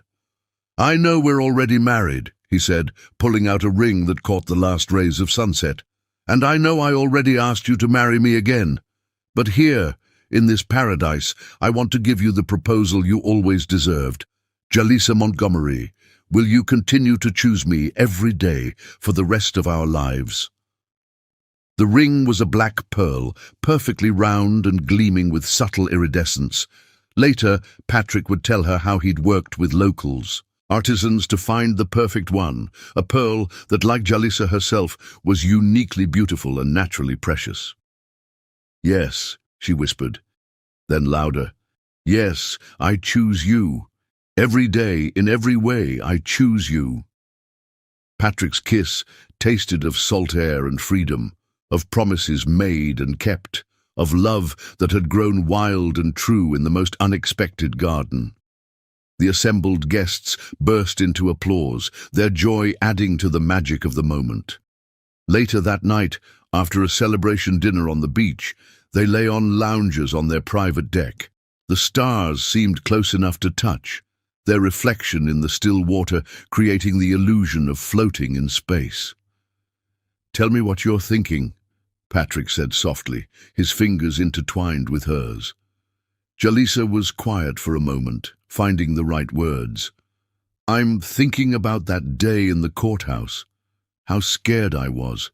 How certain that my life was over. I never imagined—" "Neither did I," Patrick admitted. "I went into that courthouse determined to protect you, to give you a safe space to exist. I never dreamed you'd completely transform my world." She turned to look at him, this man who had become so much more than an arranged husband. "How did you know?" "That day. How did you know to trust that something real could grow from such an artificial beginning?" Patrick's smile was thoughtful in the starlight. "I didn't know. I just knew I had to try. You walked into that courthouse with your head high, dignity intact despite everything Victoria had done to break you. How could I not want to know the woman who had that kind of strength?" The next day, they went on a sunset cruise. The traditional Maldivian doni carried them through waters painted gold by the setting sun. Schools of dolphins played in their wake, leaping and spinning as if celebrating with them. Patrick had arranged for local musicians to be on board. The sound of traditional bodubaru drums filled the air as they shared a meal of freshly caught fish and tropical delicacies. "Dance with me." Patrick held out his hand as the musicians shifted to a slower rhythm. They swayed together on the gently rocking deck, the music and the waves creating a perfect harmony. Jalisa rested her head on Patrick's chest, feeling his heartbeat strong and steady against her cheek. "I used to dream about this," she admitted quietly. "Not the specific details, but this feeling. Being held by someone who really sees me, really knows me." Patrick's arms tightened around her.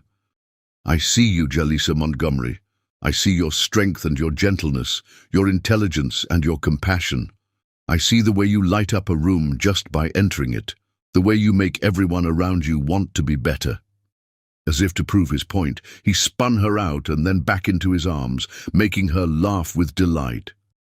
The other passengers on the Doni smiled at their obvious joy, their obvious love. "May I say something?" An elderly woman approached them as the dance ended. "I've been married 52 years, and I recognize true love when I see it. Whatever brought you two together, it was fate doing its finest work." That night, back in their villa, Patrick surprised Jalisa with another gift, a journal bound in soft leather, its pages made from handmade paper. "For your dreams," he explained. "All the ones Victoria tried to steal, all the new ones we'll create together. I want you to fill these pages with everything you hope for, everything you want to achieve, and I promise to spend the rest of my life helping make those dreams come true." Jalisa traced the intricate patterns tooled into the leather, thinking about how far she'd come from the frightened girl in that simple white dress. "I already have so many of my dreams," she said softly. "You've helped me reclaim them all and find new ones I never dared to imagine." Their remaining days in the Maldives passed in a blur of perfect moments. They learned to cook traditional Maldivian dishes, the spices and flavors as rich as their growing love. They planted coral as part of the resort's conservation program, a symbol of new life taking root in unexpected places. They watched sunrise paint the sky from their private infinity pool and sunset turn the ocean to gold from their favorite spot on the beach. On their last evening, Patrick organized a surprise. He led Jalisa down to the beach where hundreds of tiny lights created a path through the sand. At the end of the illuminated trail, a table had been set for two, surrounded by lanterns that swayed gently in the warm breeze. "One last perfect dinner," he said, holding her chair, "though every dinner with you is perfect no matter where we are." Over dishes that incorporated all their favorite discoveries from their stay, they talked about returning home, about the life they would continue building together, about the dreams they would chase, about the love that had bloomed so unexpectedly from an arranged marriage. "I want you to know," Patrick said as they shared a dessert of caramelized banana with coconut ice cream, "that this isn't just a honeymoon for me. This is a promise that our life together will always have this much joy, this much discovery, this much love." Jalisa reached across the table to take his hand. "Victoria used to tell me that love like this didn't exist, that it was just stories in books, that real marriages were about power and position." "Victoria," Patrick said firmly, "never experienced real love. She couldn't destroy your belief in it because she never understood it herself." Later, as they walked along the beach one last time, the stars reflecting in the calm water, Jalisa stopped to look out over the ocean. The warm breeze carried the scent of tropical flowers, and somewhere in the distance, a nightbird called. "I love you," she said simply. not because of arrangements or obligations or even gratitude. I love you because you're you, because you saw me when I was invisible, believed in me when I'd stopped believing in myself, and loved me until I remembered how to soar. Patrick's kiss tasted of freedom and future, of promises kept and dreams unleashed. In the Maldivian paradise, far from the shadows of their past, they had found something rare and precious, a love that transformed an arrangement into destiny, a business deal into a true marriage of hearts. As they walked back to their villa hand in hand, the moon casting their shadows long across the sand, both knew that this wasn't an ending. It was a beginning of adventures yet to come, of dreams yet to be dreamed, of a love that would continue to grow and deepen with each passing day. Their hearts, once bound by others' schemes, had been unleashed to fly together, free and strong and true. Chapter 9. Empire of Two. Together, they began reshaping Montgomery Industries into something revolutionary. Fresh from their honeymoon and stronger than ever in their partnership, Patrick and Jalisa approached the company's transformation with shared vision and complementary strengths. Patrick's business acumen, combined with Jalisa's fresh perspective, created something unprecedented in the corporate world. They launched initiatives supporting education for underprivileged youth, remembering their own struggles and triumphs. The Montgomery Foundation, under Jalisa's guidance, became a model for corporate philanthropy that other companies scrambled to emulate. One crisp autumn morning, they sat together in Patrick's office, reviewing plans for their latest project, a technology education center in an underserved neighborhood. "The local community leaders have some concerns about gentrification," Jalisa said, spreading out the feedback reports across Patrick's desk. "They want assurance that this will benefit existing residents, not push them out." Patrick nodded, studying the documents thoughtfully. "Valid concerns. What do you suggest?" "A binding community benefits agreement," Jalisa replied, pulling out a draft she'd prepared. "Local hiring requirements, subsidized training programs, and a commitment to maintain affordable housing in the area. Plus, I think we should put community representatives on the center's board, give them real voice in decisions that affect their neighborhood." Patrick's smile was full of pride. "This is why we need your perspective at every level. You see beyond the business metrics to the human impact." The transformation of Montgomery Industries wasn't just about charitable initiatives. Under their joint leadership, the company began integrating ethical business practices into every aspect of operations. They raised minimum wages across all divisions, implemented comprehensive family leave policies, and created mentorship programs for employees from underrepresented backgrounds. Harrison Sr. watched from his semi-retirement with a mixture of surprise and grudging respect as the company's reputation and profits soared under their guidance. The press began calling Montgomery Industries the new face of corporate responsibility. One evening, after a particularly successful board meeting where Jalisa had presented their latest quarterly results, Harrison Sr. lingered behind as the other directors filed out. "Mrs. Montgomery," he said, his voice carrying an unfamiliar note of humility. "A moment?" Jalisa exchanged a glance with Patrick, who squeezed her hand supportively before stepping out to give them privacy. "I owe you an apology," Harrison Sr. said once they were alone. "When I arranged your marriage to Patrick, I saw you as an asset to be acquired. A way to help James out of his financial troubles while gaining some positive press about diversity in our corporate family." Jalisa remained quiet, letting him continue. "I was wrong," he admitted. "Not just about you, but about what makes a suitable wife, a suitable leader. You've brought something to this company that money can't buy, genuine vision for positive change." "Perhaps," Jalisa said carefully, "we should stop thinking in terms of what makes a suitable wife altogether. Maybe it's time to focus on recognizing and supporting human potential, regardless of how it's packaged. Harrison Senior's laugh held a touch of wonder. You sound exactly like your mother used to sound in board meetings. Jalisa's head snapped up. What? Grace Vaughan served on VaughanTech's board before James took over as CEO, Harrison explained. She was passionate about corporate responsibility, about using business as a force for good. Victoria made sure those records disappeared, of course, but seeing you in action, it's like watching Grace's spirit rise again. Tears pricked at Jalisa's eyes as she absorbed this new piece of her mother's legacy. Patrick found her later in their private office, looking through old business journals she'd digitized. Found it, she said, as he entered, turning her tablet to show him a photograph. Grace Vaughan stood at a podium, addressing what appeared to be a shareholders' meeting.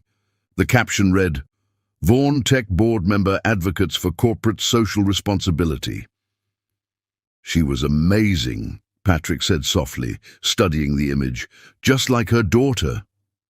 Together, they continued building on Grace's legacy, pushing Montgomery Industries toward ever greater heights of ethical business practice. They launched a healthcare initiative that provided free medical care to underserved communities, naming the flagship clinic after Grace. Their partnership extended beyond the boardroom. Every evening, they made time to discuss their days, sharing challenges and celebrating victories. Patrick never failed to credit Jalisa's contributions in public, making it clear that she was his equal in every way.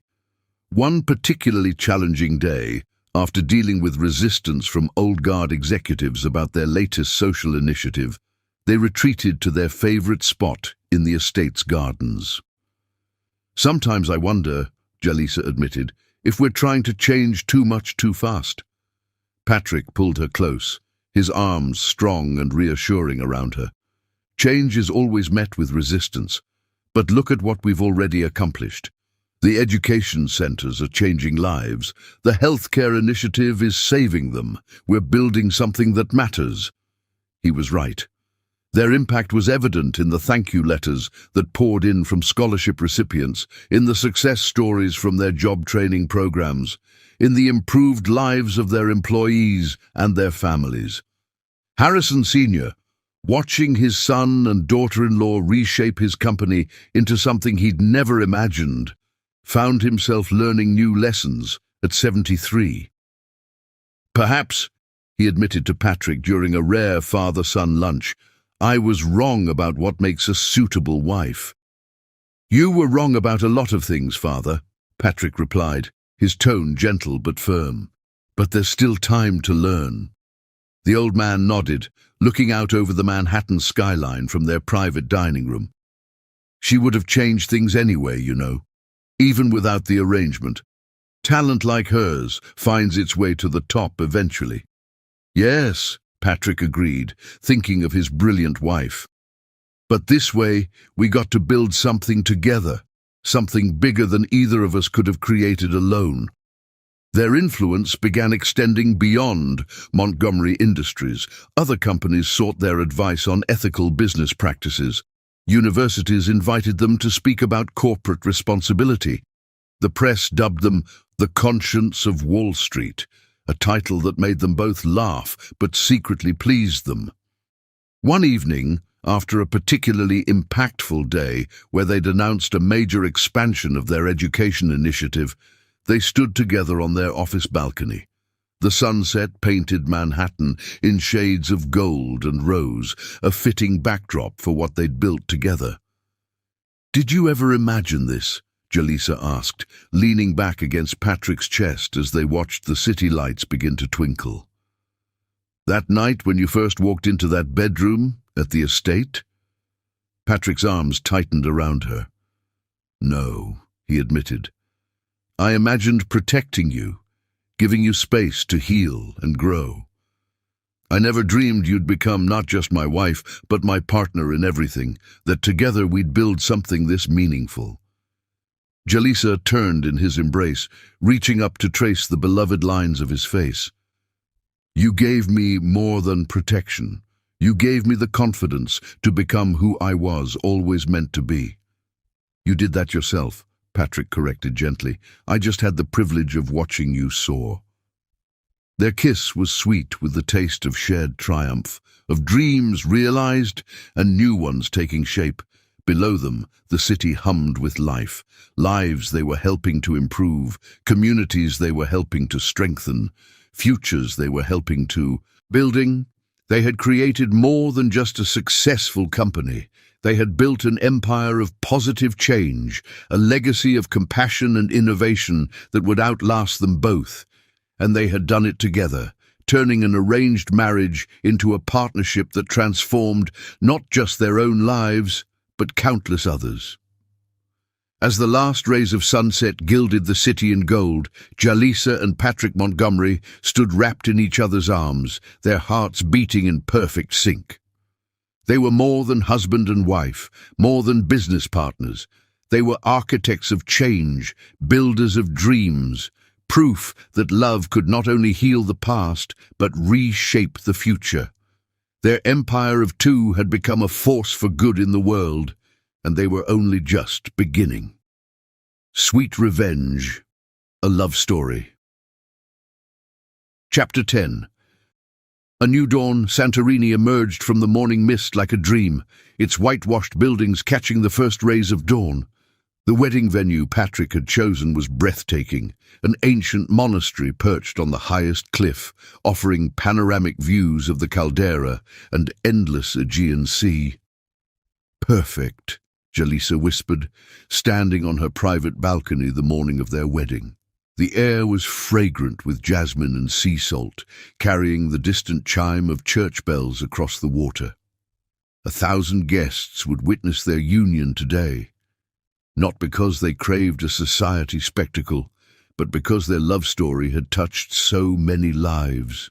Business leaders who'd seen how Patrick and Jalisa transformed Montgomery Industries into a force for good. Scholarship recipients whose lives they'd changed. Community members who'd benefited from their initiatives. In her bridal suite, Jalisa prepared with help from both her old and new family. Mrs. Chen fussed with her veil while dabbing happy tears.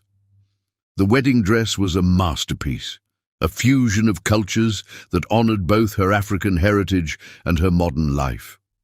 Delicate beadwork told stories of strength and survival in patterns that echoed both traditional African designs and Greek motifs. "You look exactly like your mother," James said when he entered, his voice thick with emotion. He carried a small blue velvet box. "Grace wore these pearls at our wedding. She always said they were blessed with true love." As he fastened the pearl necklace, James spoke words he'd waited years to say. "I'm so sorry, sweetheart. Sorry I let Victoria poison our family. Sorry I wasn't strong enough to protect you. But look at the amazing woman you've become despite everything. Your mother would be so proud. We're building something new now, Dad," Jalisa replied, squeezing his hand. "That's what matters." Patrick had arranged for the ceremony to blend their cultures seamlessly. Traditional Greek Orthodox elements merged with African customs in a celebration of unity rather than conformity.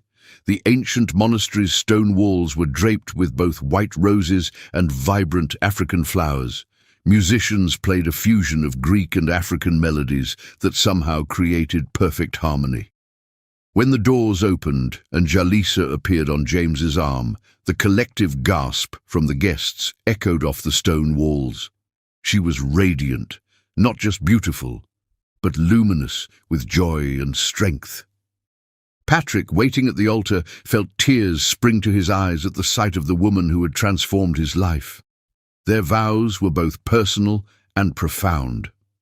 Patrick spoke first, his voice carrying across the hushed crowd. "Jalisa, I first married you because of an arrangement, determined to protect you from those who would cause you harm. Today, I marry you again under this endless sky because you have become the very air I breathe. You've shown me that true strength lies not in power or control, but in the courage to remain kind in a cruel world. You've transformed not just my life, but my entire understanding of what love can accomplish." He paused, taking her hands in his before continuing. I choose you, not because of any arrangement or obligation, but because you are the most extraordinary soul I've ever known. I promise to spend every day making sure you never regret choosing me too. Together, we'll build something greater than either of us could create alone. A legacy of love that will outlive us both. Jalisa's vows brought tears to every eye. Patrick, you took an arrangement meant to cage me and turned it into wings. You saw me when I was invisible, believed in me when I'd forgotten how to believe in myself, and loved me until I remembered how to soar. Today, I choose you again, not from obligation, but from the deepest love I've ever known. You are my partner in all things, my sanctuary in every storm, my inspiration to be better every day. She touched his face gently as she continued. You didn't just save me from a dark fate, you helped me build a life filled with light. I promise to keep choosing you, keep growing with you, keep building our dreams together for all the days of our life. In you, I've found not just love, but the kind of partnership that can change the world. The ceremony incorporated meaningful elements from both their backgrounds. During the Greek Orthodox crowning ritual, where Stephana joined by ribbons symbolized their union, the priest spoke of how true marriage makes partners stronger together than apart. The African hand-fasting used kente cloth, whose patterns told stories of triumph over adversity.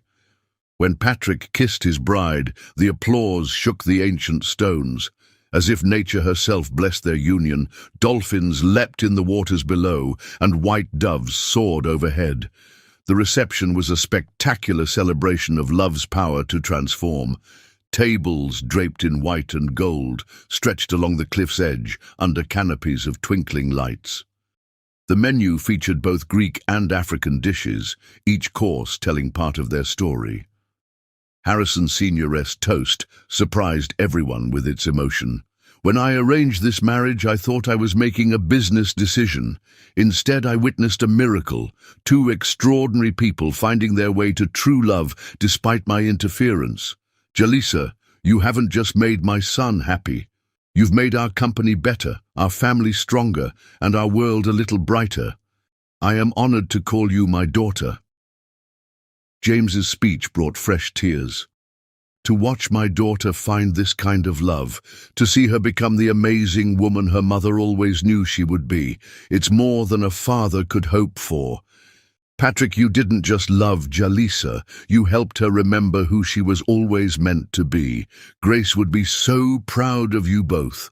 As night fell, Patrick pulled Jalisa aside to a private balcony.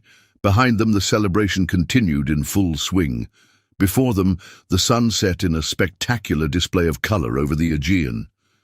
Dance with me, he asked softly, pulling her into his arms as music drifted up from below. Always, she smiled, resting her head on his chest as they swayed together.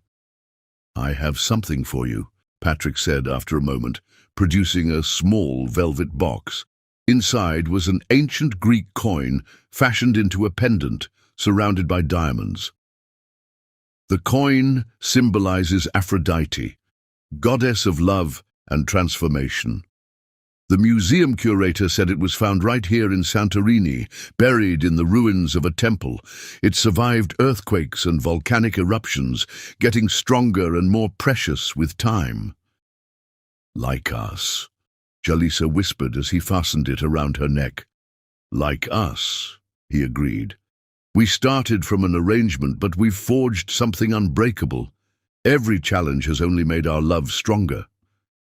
Their kiss was sweet, with triumph and promise. Below them, the celebration continued, 1,000 witnesses to love's power to transform lives. Above them, stars began to appear in the deepening dusk. Happy? Patrick asked softly. More than I ever dreamed possible, Jalisa replied. Thank you for giving me not just safety, but wings to fly. Thank you for teaching me what real love looks like, he answered.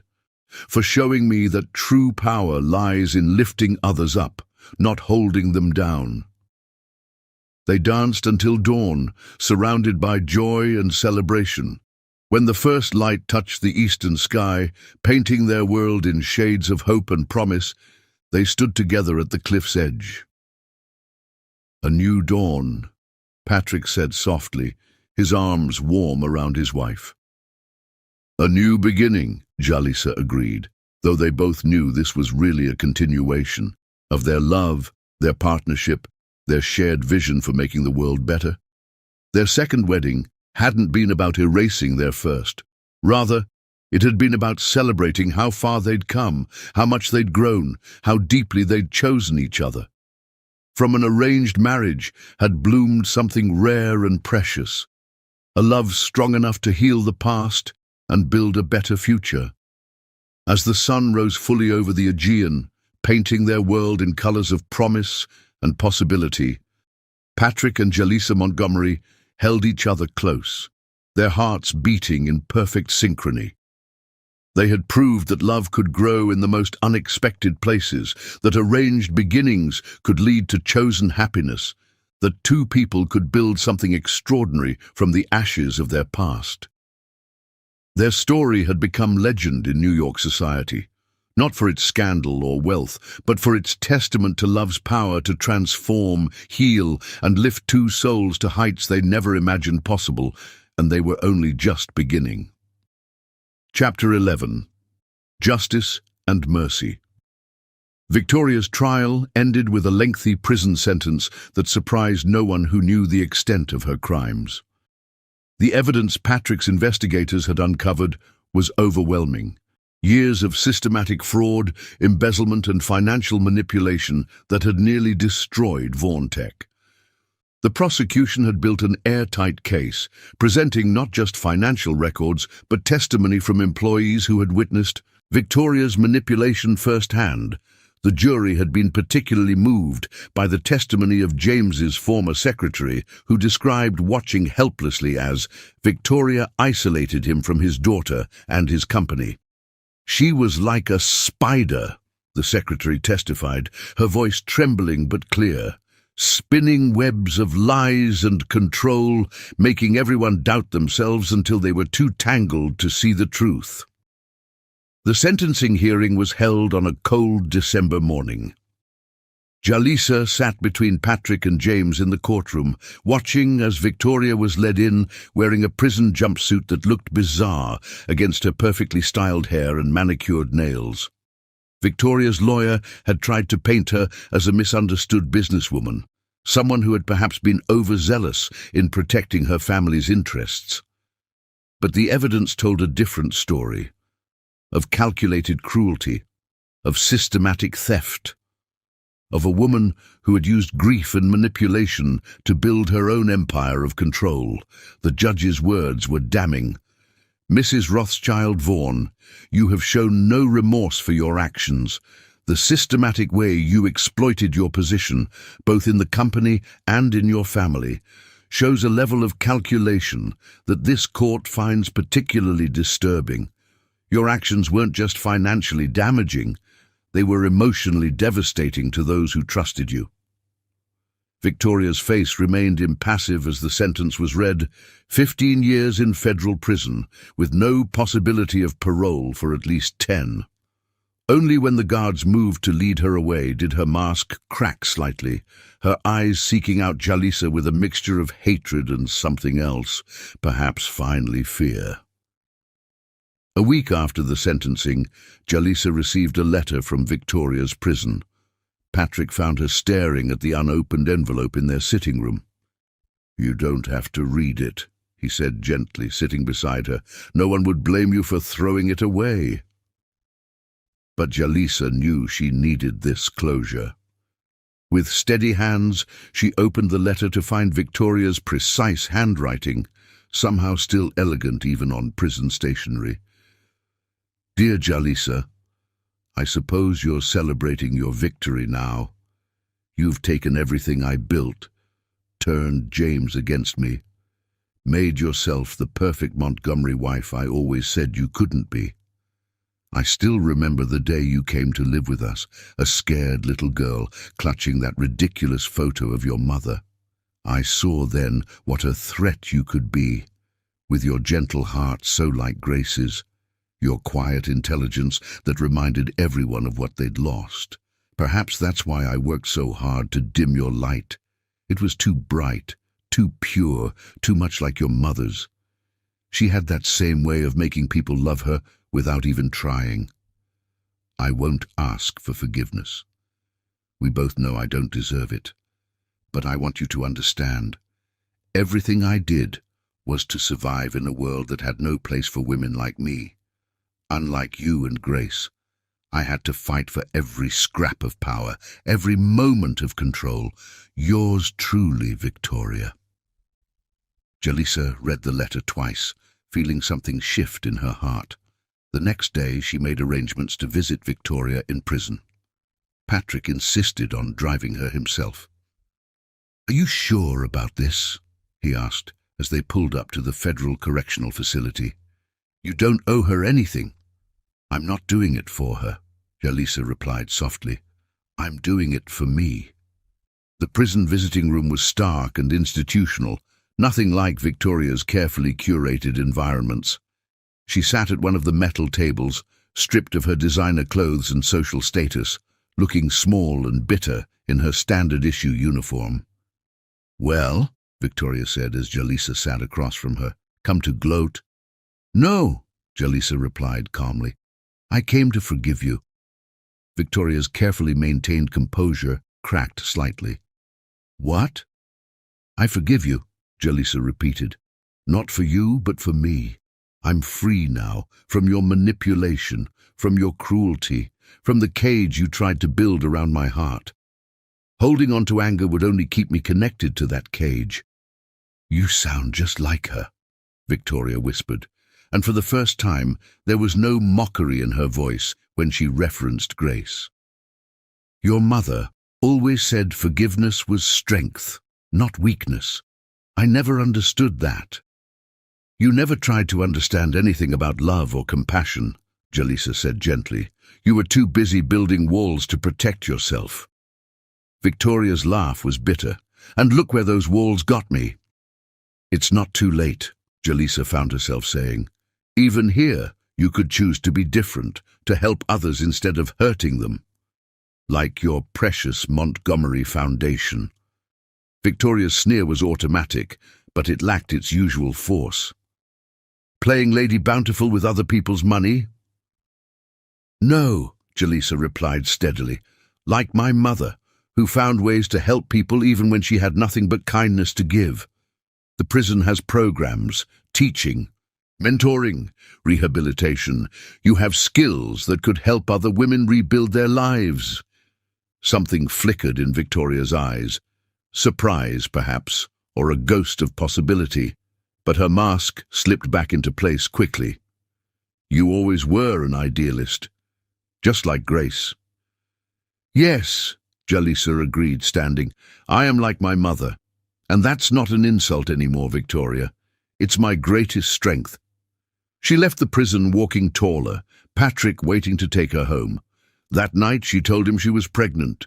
The news spilled out as they sat in their favorite spot in the garden, the late autumn air crisp around them.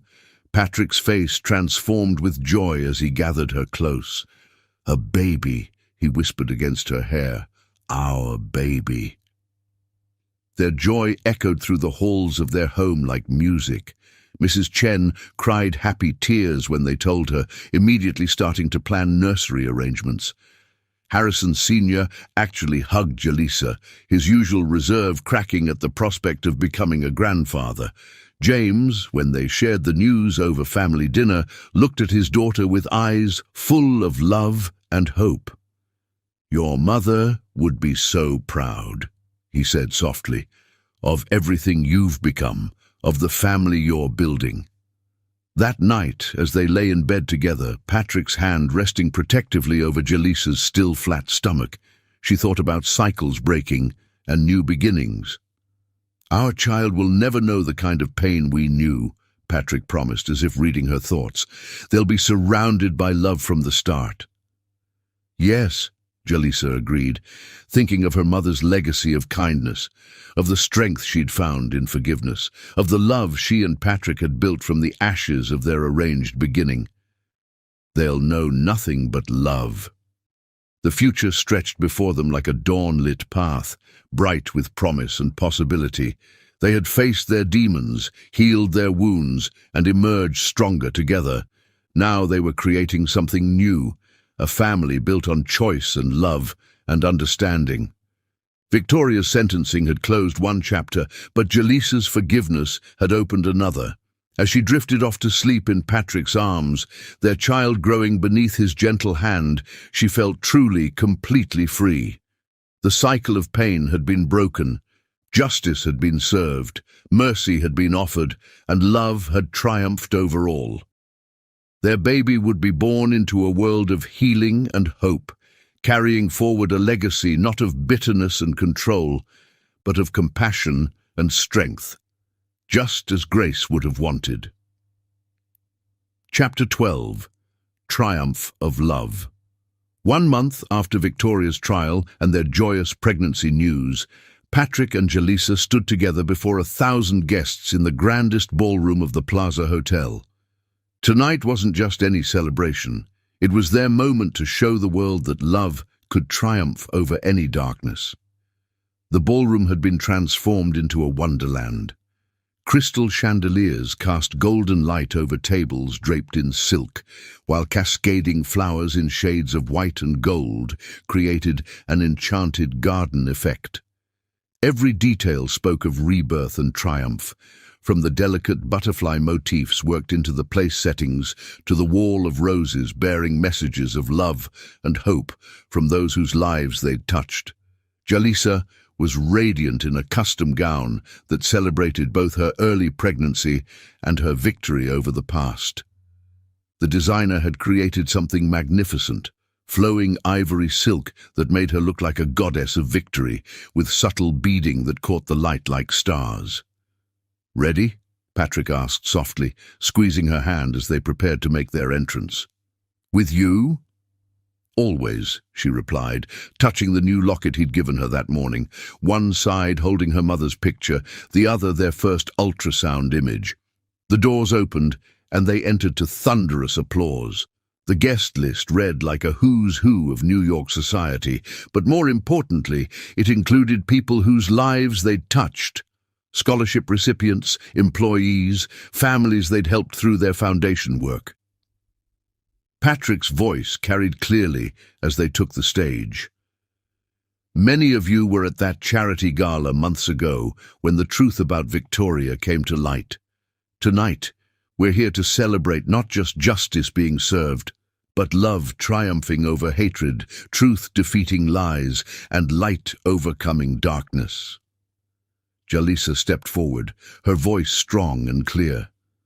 "A year ago, I stood in a courthouse, entering an arranged marriage I thought would be my prison. Instead, it became the beginning of the greatest love story I could imagine. Tonight, as we celebrate not just our love, but the child we're expecting, I want to announce something special." Together, they unveiled their surprise. Plans for the Grace Vaughan Memorial Hospital, a state-of-the-art facility that would provide care to underprivileged children. The architectural renderings showed a beautiful building designed to heal not just bodies, but spirits. "My mother," Jalisa continued, her hand resting on her small baby bump, "taught me that true strength lies in kindness. This hospital will be her legacy, and the world our child will inherit." James stood to make his own announcement, his voice steady and strong. "In honor of my late wife Grace and my coming grandchild, I am dedicating Vaughan Tech's entire medical technology division to supporting this initiative.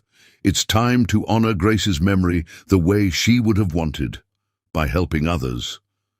Even Harrison Sr. had a surprise. The man who had once arranged their marriage for business purposes now stood with tears in his eyes. "Montgomery Industries will match every donation made tonight. It's time to show that true power lies not in control, but in giving back." The dancing began. But the most powerful moment came when Patrick led Jalisa to the center of the floor. The orchestra began playing At Last, their song since that first night when he'd ordered chocolate cake instead of demanding his marital rights. "May I have everyone's attention?" Patrick's voice carried across the ballroom. "A year ago, I married this extraordinary woman because of an arrangement. Tonight, I want the world to know that I choose her every day with all my heart. Jalisa, you've transformed not just my life, but my entire understanding of what love can achieve." His hand rested gently on her belly as he continued, "Now, as we prepare to welcome our child, I want to make a new vow before all these witnesses. I promise to spend every day showing our baby what real love looks like. Not love arranged by others, but love chosen freely, love that builds and heals and transforms." Jalisa's eyes shimmered with tears as she replied, "And I choose you, every day, in every way. Our child will grow up knowing that true strength lies not in power or control, but in the courage to love without limits." Their kiss drew applause that shook the crystal chandeliers. But it was the quiet moment afterward, as they swayed together on the dance floor, that truly captured their journey, from arranged marriage to soulmates, from business transaction to love that could change the world. Later that night, they stood on their favorite balcony overlooking the city. The hospital site was visible in the distance, its foundation already taking shape. "Did you ever imagine this?" Patrick asked, his arms wrapped around his wife, their baby safe between them. "That night in the courthouse, did you ever dream we'd build something this extraordinary?" "No," Jalisa smiled, leaning back against his chest. "I imagined survival. You taught me to imagine happiness instead. And now—" She placed his hand over their growing child. "Now we're creating a legacy of love that will outlive us both." Their kiss was sweet with the taste of triumph, of dreams realized and new ones taking shape. Below them, the city stretched out like a sea of stars, each light representing a life they might touch through their work, their love, their example. The arranged marriage that was meant to cage them had instead given them wings. Together, they had built something extraordinary, a love story that would inspire generations, a legacy that would help thousands, and a partnership that proved sometimes the most beautiful endings come from the most unexpected beginnings. As they held each other under the stars, their baby moving gently between them, both knew that this wasn't really an ending at all. It was the beginning of their greatest adventure, one they would face together, stronger for every challenge they'd overcome, richer for every dream they'd dared to chase. The end. Subscribe if you loved.